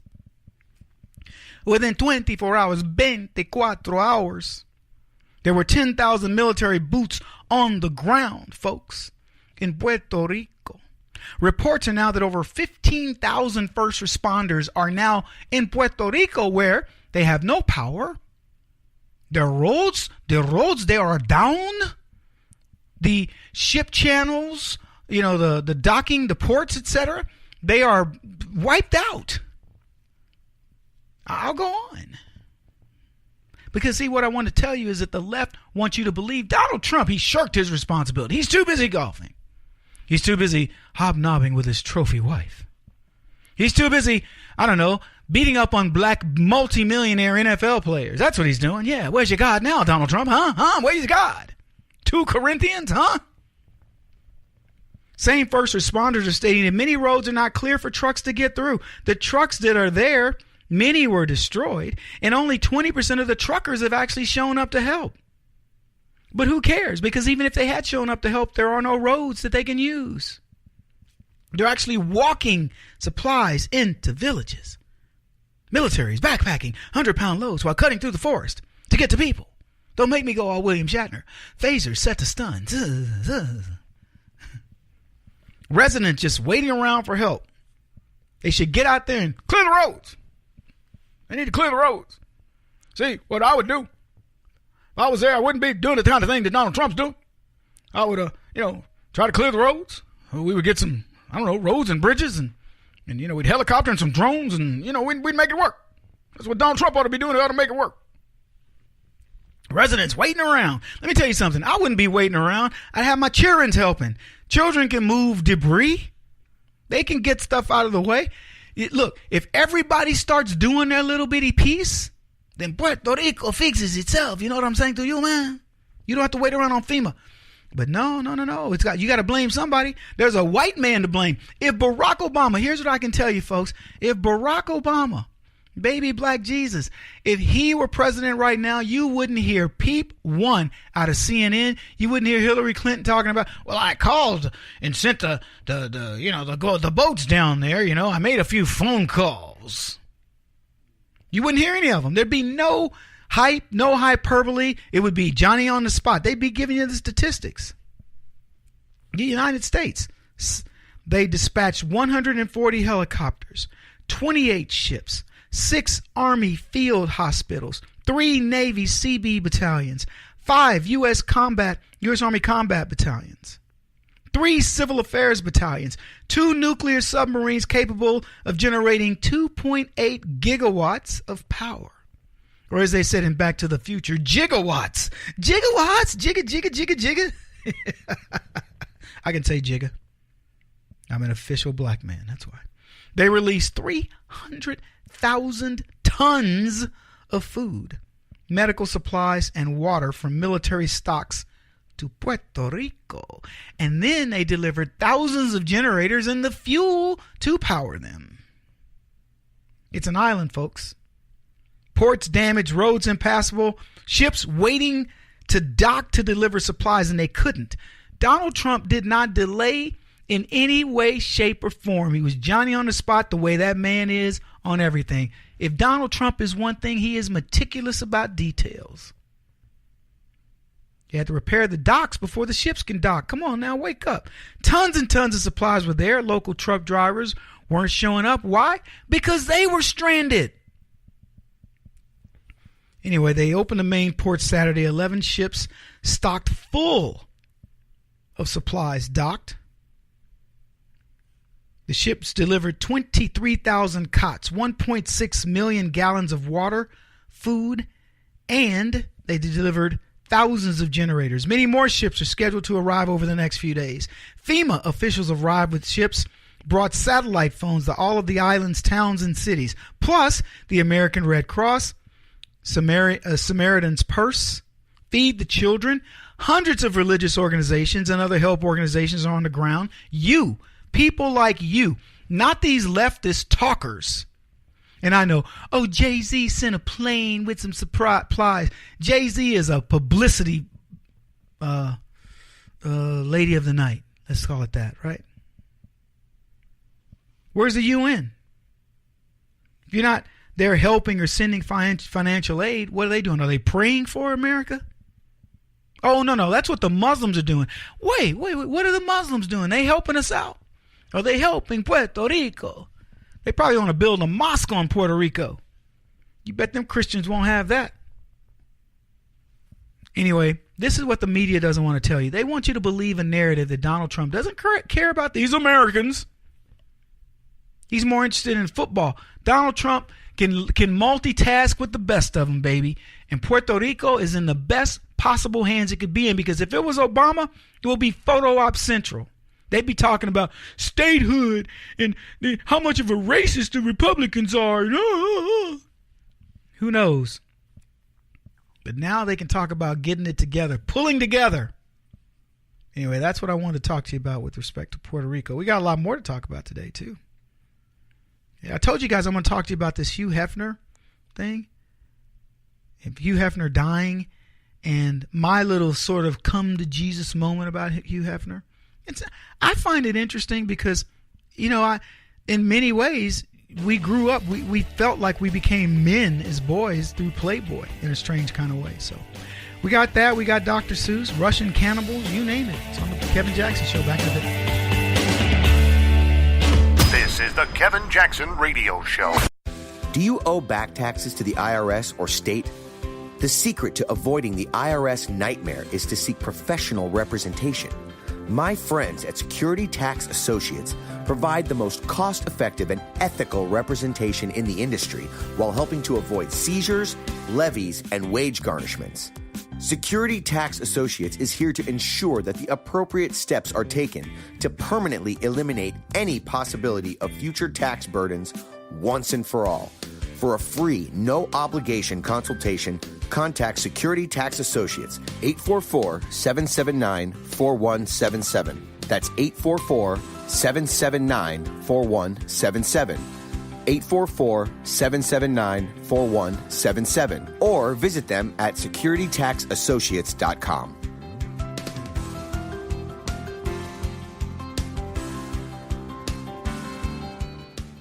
Beth Cook Moranville, author of Closer Than Your Breath, a book of hope. Hope, that wonderful, wonderful 4-letter word that you may feel completely out of.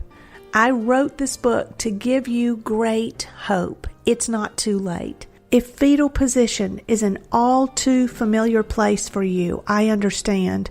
If the next 60 seconds are too long, this book is for you. Wherever you are right now, whether you're dealing with divorce or death or sickness, take hope. You are going to make it through this pain. Don't roll your eyes. I've walked this road and I know it. The best is yet to come. Closer Than Your Breath, a book of hope from author and speaker Beth Cook Moranville, can be found on Amazon.com or Kindle.com. For more information, visit closerthanyourBreath.com or on Facebook at Closer Than Your Breath.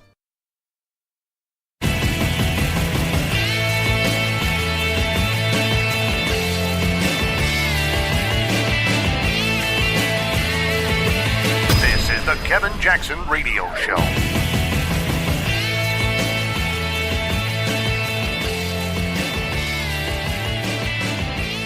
Welcome back, everybody. Kevin Jackson here. It's the Kevin Jackson Show. Donald Trump Jr. shot back at the New York Times on Twitter for being surprised that he took commercial flights from New York to the Yukon Territory in Canada and actually sat in economy class. And he tweeted, "Why is this so hard to believe?" And here's what I want to say about this. The reason why this is difficult to believe is because the New York Times is used to leftism. They're used to billionaires acting like billionaires. Now, don't misunderstand me. Donald Trump's got a private jet, his father. He's got a private jet. He flies around because it's convenient. That's it. Trump likes the attention. If he could fly around with people and get where he wanted to go on commercial airlines, he'd do it in a New York minute. Why would he incur the cost of a plane ownership and maintenance. If you don't know what it costs to maintain a plane, believe me, you better be a billionaire. This guy's got a 747, I believe. I have a buddy who's a billionaire who's got I want to say it's a Citation. It seats like 12. And he complains when he takes that booker out on fuel and things like this. I can't imagine what Trump pays to have that plane at the ready. But it more than makes up for it because his time is worth money. That's the way he sees it. Now, Junior is not his dad. He doesn't have billions. He may be getting billions when his dad dies or whatever, but he doesn't act like that. They don't understand. The left can't figure out, why aren't these a bunch of pretentious, act like the Obamas who don't have any money but want to act as if they're billionaires? Why don't they act like Pelosi, who wants the Air Force planes to be at her disposal and wants escorts? They don't get it. These are guys that have their money because they're fiscally responsible, and they're trying to teach the nation to be that. Look at how Trump ran his campaign. Look at how he's running the presidency, where he says to every one of these guys, you're going to cut your budgets. We're tightening the belt on government. Tom Price got fired. Why? Because he abused it. He abused the privilege of being a public servant, taking private jet. Trump's like, look, dude, if it weren't for Air Force One or me having my own personal jet, there is nothing we need to do in government. There's very few things we need to do in government that requires that level of expediency. Get on a jet, do what other people do, because you know what it'll do? It will show you how the rest of the nation lives. Sheila Jackson Lee, one of the most vocal congressional black circus clowns in Congress, takes a limo to go 300 yards to her job. That big old woman can't even walk 3 football fields to go to the congressional office. She wants a driver. Can you believe that? This is the level of pretentiousness that these people have. And so the New York Times is like, I can't believe Donald Trump Jr. doesn't act like he's, the king and the queen and one of the royals. Because he doesn't feel that way, because he feels ordinary. His dad has taught him ethics, work ethics specifically, which ironically, some leftist professor says that work ethic is a white trait, that it's white privilege to have work ethic. Can you imagine the level of racism that exists in that statement? It's white privilege to have work ethic? Since when, cotton picker? I mean, what a slap in the face to everybody that's ever worked in that hot sun picking cotton for these bourgeois leftists so they could have their pretty little, scarves and cloths. But that's the way they are. You don't even think about the ramifications of what they say. Look, this is a short segment, so I want to touch on a little bit about this Hugh Hefner thing. I know this isn't a big issue to folks, but let me tell you what my thing was. I talked about how when I was a kid, and this is kind of how liberalism gets you, right? You have a natural affinity to sex, right? So when you're a kid, especially coming at 13, 14, 15 years old, boy or girl, you're starting to get, the discussion of sex comes into your brain. It's natural. It's just a product of your genetics. So this guy who my family worked for, Tommy, had a place that my grandmother would go clean, and I would always volunteer to go because Tommy had Playboys laying around, and I'd be cleaning and just kind of happen to throw the page open, and but at the time, and it was funny, I read the letters to the editor, which were really salacious and interesting. In fact, I know this is weird, but I preferred them over looking at the girls. I mean, you see the girls, but once you flip through there and you've seen, one pair of breasts, you've seen them all. So it wasn't that big of a deal. But anyway, I wanted to go. And I remember this coming of age time where there was like a big deal, to go to Tommy's house because I knew I was going to get to see the latest Playboy, because we only went over there about once a month. But as I grew up, I told the story that I won a thing to the Playboy Mansion, a gold card to not the mansion, but they had these clubs. And I never went because they shut them down shortly after I got my card. I won it in a contest. And so they shut it down. And it was good anywhere they had one of these Playboy clubs. And I think the girls were just dressed as bunnies, but you could go in and smoke cigars and have drinks or whatever. Probably at 3 times what you'd pay to go anywhere else, but you felt special because you had the card. So I had that. Well, long story short, I ended up in my business going to a lot of what they call gentlemen's clubs. And I mean, I lived in these places. And you really got a chance to kind of see the lifestyle, if you will, of Hugh Hefner, because I would spend so much money. These girls would be like, oh, hey, Kevin. Over a period of years, I had an expense account. Part of my, not the company I owned, the company I worked for was like, take these guys to these places. So I'd go.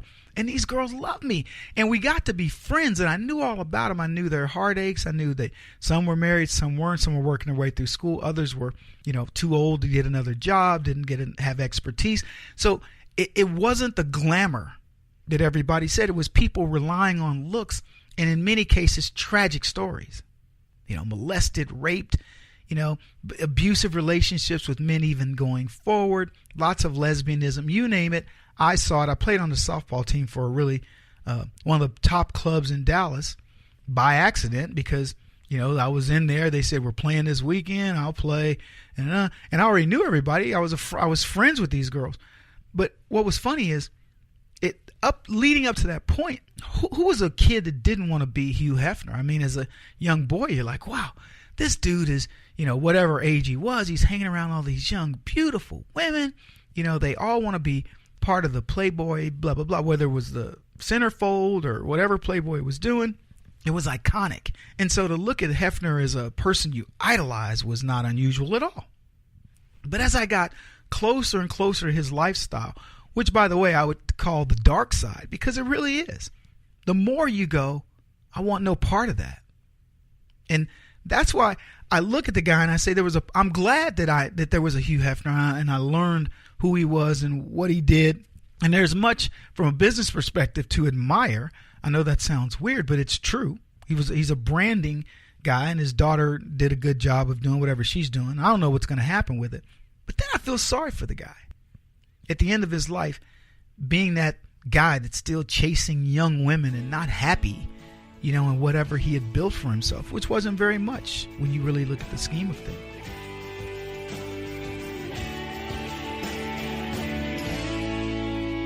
This is the Kevin Jackson Radio Show.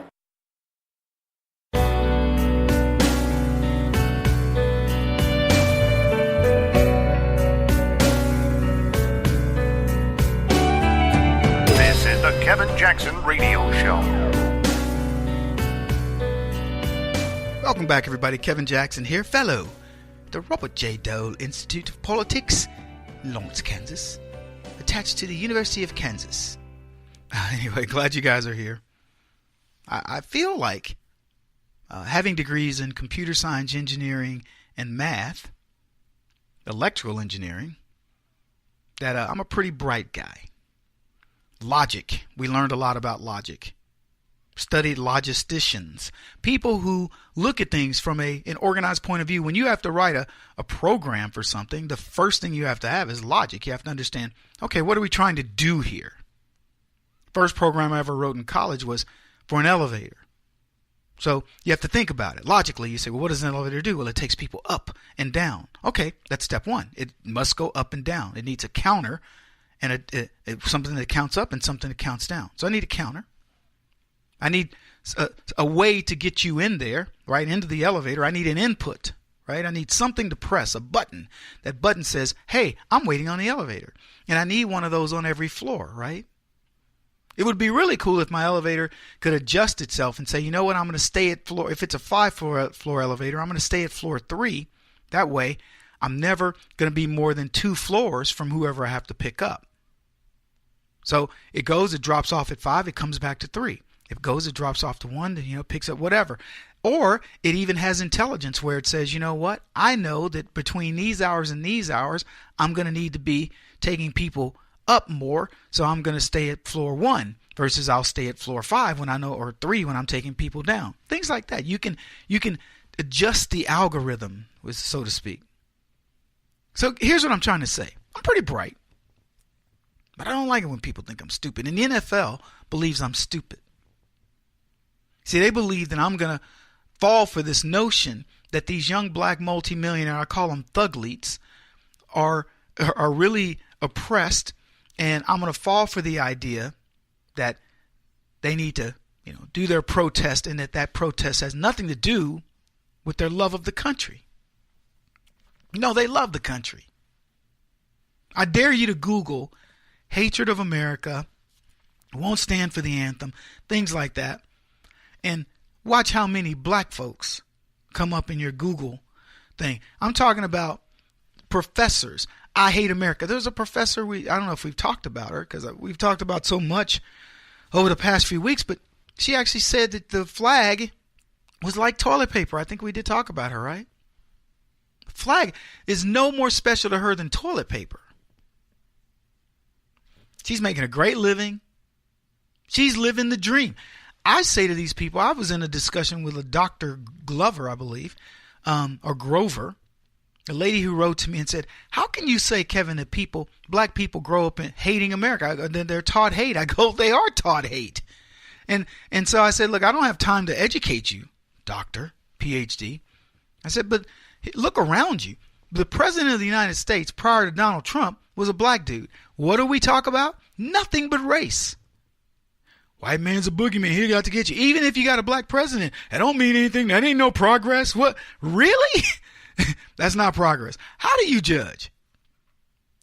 Now, if you're questioning, Kevin, how could people say that the black president isn't progress? Well, I would say to you, how can black people who are making millions of dollars take a knee and say, I'm oppressed? I have a run-in with police. I could be killed. And then in the very time that somebody says that, one of these black athletes hiding in a casino, because shots were going off. This is Michael Bennett. He looks suspicious. He runs out of the casino. Cops detain him. And he says, it was racially motivated. No, it wasn't, fool. It was a shooting in a casino. He's hiding behind slot machines, rightfully so, because he thinks he doesn't want to get shot. And then he bolts out of the casino, rightfully so, and the cops rightfully went after him. And he thinks they should know who I am. Really? You got to be pretty full of yourself to believe that law enforcement's let him go. That's Michael Bennett, defensive end or linebacker for the so-and-so. Leave him alone. There's another Negro to chase around here somewhere. They don't know. So Bennett's like, man, he says they targeted him. They certainly did. They targeted a person who was acting suspiciously and ran out of the casino where they were looking for somebody who had just shot people. If that's targeting, they doggone did target him. But here's the bigger issue is he survived. See, I actually tweeted to him and said, hey, Michael, you went through a harrowing experience. Wow, we're lucky to still have you. I wonder how you survived. Because we know how these cops, by the way, it was 2 Hispanic and 1 black, or 2 blacks and 1 Hispanic, whatever. It was minority cops that went after the guy. So, hey, Michael, how'd you survive it? Oh, because they were minorities? Or could it have been that you didn't resist? But then he comes on and he slams them. And even said they targeted him and all these other things. And when they got the police video, they went, whoa, hold on there, Kemosabe. Pump the brakes there, bro. None of that happened. They did it by the book. They did it the way they would do it for anybody, Michael. I don't understand why you want to take it personally. And every time I say stuff like this, you know what black folks say? Black leftists? Kevin, man, if you ever had a situation like this occur to you, I'm like, dude, you act like I live in a different world than you. You act like my blackness or what I say, they're going to, hold on a minute, there's Kevin Jackson. He speaks on our behalf. We'll let him get away. He can curse and not show his hands and reach for guns. Are you out of your freaking mind? No matter how much I say about this stuff, I have to act like I'm a thug. I have to put my hands up and do exactly what I say to everybody. But here's the difference. I'm not going to lie and tell you that I was targeted or the police did this. I'm going to cooperate. And I'll tell you, even people that don't like you, they like when you cooperate. They like, you know what? I may not like this dude. He may not have my politics. He may be, I can't tell you if I've been pulled over by a racist cop or not. But I'll tell you this. I have never had an experience with a cop where I went, he's a racist. I've had experiences with cops where I was like, he's a jerk. I had a cop write me a ticket. I was taking my grandmother somewhere. I was not speeding. And he wrote me a ticket for speeding. And he came up to me and he says, you know what you're doing? I said, no, I don't, in fact. He says, well, I caught you speeding. I said, officer, I can almost get, I said, you don't know me, but I can almost guarantee I wasn't speeding. He goes, how's that? I said, because my grandmother watches the speed limit on this car like the hawk. I have to drive the speed limit with her because she gets mad at me. So she's watching it like a hawk. And I know with her in the car, I just slow it down. I start driving like I'm driving Miss Daisy. He didn't buy it. Wrote me up for being like 4 miles per hour over the speed limit. And I wasn't, even though that was very slow in comparison to what I drive. I wasn't for. I was like, no problem. Give me my ticket. I'll take it. I'm not going to argue with you. I'll argue with you in court, which I did, by the way. Got the ticket dismissed.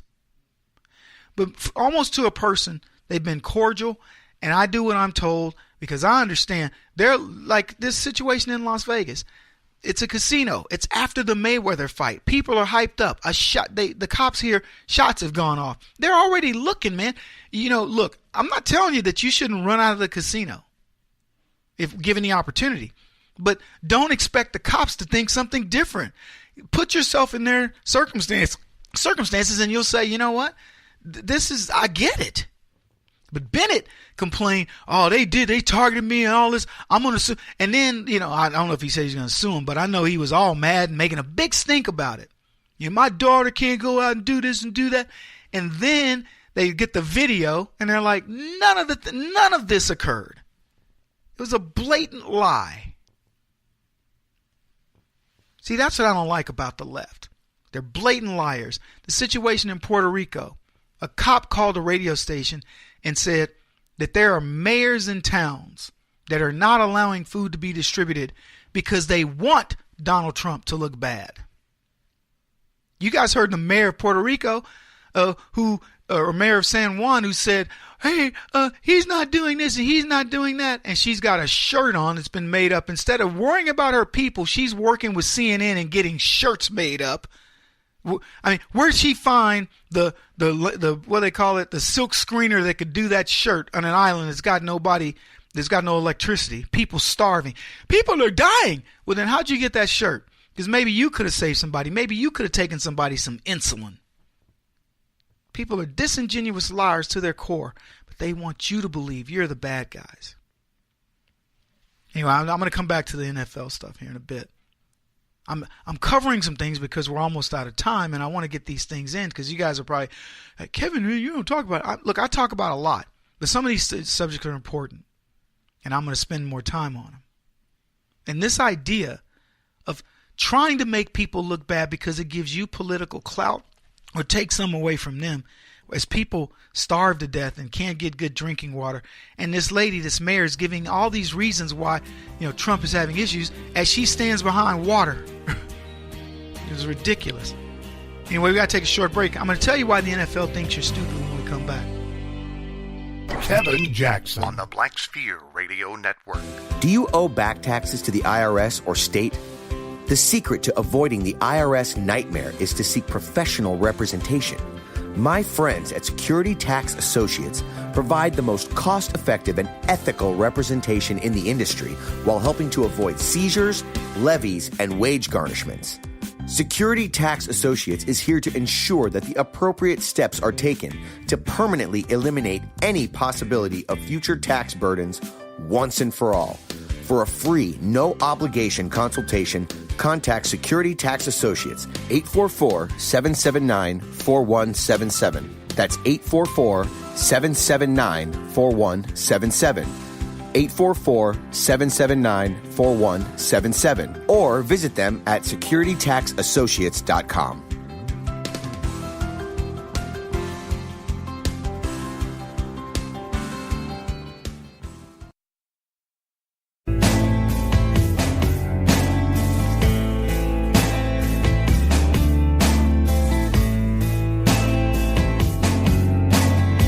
putting an end to identity politics. This is the Kevin Jackson Radio Show. Welcome back, everybody. Kevin Jackson here, author of Race Pimping. You can get my book at racepimPing.com. And I talked in the last segment about leftists believing that we're stupid. It doesn't matter what our degrees are in. They believe we're stupid. They're smart. They use their pedigree. They talk about their experiences. They give themselves awards. So Barack Obama, who won't publish anything about himself, especially his grades, because he's an idiot. He's a first-class idiot. I don't even have to see his grades. I guarantee you, if they don't alter his grades and we ever see him, you're going to find out he's a 2-point-something student at best. But he gets a Nobel Peace Prize. They talk about this guy as if he is the best academic, like he's, for us, the William F. Buckley of politics. He's an idiot. He has no logic, no reasoning, no common sense. But they make him appear to be smart. Hillary Clinton, smartest woman in the world. Couldn't pass the bar in D.C., passed it in Arkansas, and then can't even practice law anymore. Dumb to her core. Said, if you believe that business creates jobs, well, then you're crazy. Really? Capitalism doesn't create jobs. Okay, sure, Hillary. All right, whatever. Slowly walk away. Don't turn your back. Slowly walk away. Don't turn your back. But the NFL is what I want to focus on for a bit, because they played in London again. And remember, these guys took a knee in London in the first game. Our ambassadors, the people who's supposed to represent America in sport around the globe, take a knee. So they go to London again. It's going to be the New Orleans Saints against the Miami Dolphins. And the Saints decide to pull what I call a Jerry Jones. Yeah. They believe this Jerry Jones, I call it Jerry Jonesing. When you take a knee before the anthem and then you stand and lock your arms during the anthem. You're not holding your hand over your heart individually saying it. You're like, the team is bigger than the country. The team is nothing to us. And we are proving it. And we will continue to prove it. Guarantee you. Did you do it last Sunday? Did you watch football last Sunday? I didn't. Then I heard all the media, including Fox, they're not going to show the national anthem because the NFL is probably begging them, don't show it. Let's just try to get over this controversy. Let's get through it. But let me tell you, people at the game will show it. Then the players are going to just finally, let me tell you what's going to happen. They're going to stay in the locker room. Let's stay in the locker room because they want you to forget it. Jerry Jones and folks, they believe the public is stupid. The New York Times called the move by Jerry Jones progressive. That's when I knew, oh, watch out. They're going to tell you that was the right way to do it. The Cowboys' market cap was almost $5 billion, double that of most franchises. And my bet, the Cowboys' Jerry Jonesing went over like a North Korean rocket shortly after takeoff. And I'm going to tell you, I don't believe they're America's team anymore. I heard somebody say that. America's team no more. I agree. I think their market cap dropped by a solid $1 billion to $1.5 billion in that move. Jerry Jones trying to placate after he told his players, you do this and you're let go. That's when the Cowboys were America's team. And now the NFL's trying this Jerry Jones and all over. On Thursday, they tried it. They had both teams come out. They took a knee. Then they stood and locked arms. They didn't salute the flag. They didn't appreciate the national anthem. It wasn't a tribute to the veterans. But you're going to see the NFL. They're going to roll out the veterans, boy. You better believe it. I said the other day about the Thursday night football game. It should have been a boon to the NFL to have all those eyeballs on the players and during the Thursday night game and say, we're going to surprise you because the NFL is going to be making a special announcement and all. And they blew it. They let the teams Jerry Jones, and then that was the end. And guess what? They suffered. And I'm glad they did. I don't wish anything bad on people, but come on. How do you let somebody essentially dog this country? Let me tell you, the NFL is soon going to learn that unless it does a full mea culpa, unless it completely admits we screwed up on this kneeling thing during the national anthem, the writing's on the wall for them. And I find it ironic that a sport that employs 70% blacks is going to be ruined by the very men who receive its rewards. Thus, black multimillionaires, whom for the most part can do little else career-wise, will relegate themselves to mediocrity in life if going forward over a lie. And this, to me, sort of explains the ignorance of black leftists. NFL players allow one petulant half-black man to ruin things for everybody else. Sound familiar? Let's look at what Obama did for Democrats. I talked about this a while back, but 1,080 losses over the past 8 years, and Barack Obama is the culprit. Unquestionably. Nancy Pelosi, Harry Reid, all these leftists love their black president no matter what. Thus, they followed him over the cliff. Roger Goodell reminds me of this very thing. He's saying, you know what? We're going to capitulate to political correctness and social engineering no matter what. I will follow these kids over the cliff. Why does he care? He made $142 million in the same time period that the number one quarterback in the league, Brady, made $62 million. Why didn't somebody sound the warning bell with Obama? It'd say 200 losses of seats. But the loss of 1,080 seats, 4 special elections, and essentially the entire culture has been lost of leftism because we're changing it now. People are finally getting, growing a pair and saying, we're not going to put up with this anymore. They lost all of that because they followed this guy. And the NFL reminds me of it literally to a fault. It just to a T, I should say. It reminds me of everything that's happening with Obama with politics. Kaepernick has become the Obama of the NFL. The NFL strategy, folks, it's backfired. I don't know why they would put their livelihoods in the hands of a half-black nitwit named Kaepernick. So it's backfired. They believe that this stupid thing of sit down before the anthem, stand for the anthem, is the appeasement. It's middle of the road. I bet you Jerry Jones thought, this is brilliant. This is brilliant. People love it. Yeah, that way I don't seem like I'm backing down, but the players, they get what they want, but we get what we want. No, Jerry Jones. Doesn't work that way. See, Democrats think we're stupid too. Now, I know Jerry Jones wrote a check to Donald Trump for $1 million. Congratulations. That don't mean he's right. He thinks we're stupid. Jerry Jones is saying, look, I want to have peace and harmony within my organization, so he backed off of his hard stance. And he doesn't want to say that. He thinks we're stupid. He thinks that we believe that he's still standing up for himself. But he didn't. He let the league down. I'm not putting it all on his shoulders. But if these guys believe that we're going to fall for this idea, well, they kneeled in solidarity for the team, but then they still stood up for the anthem. They stood up. They don't put their hands on their heart. They don't care about America.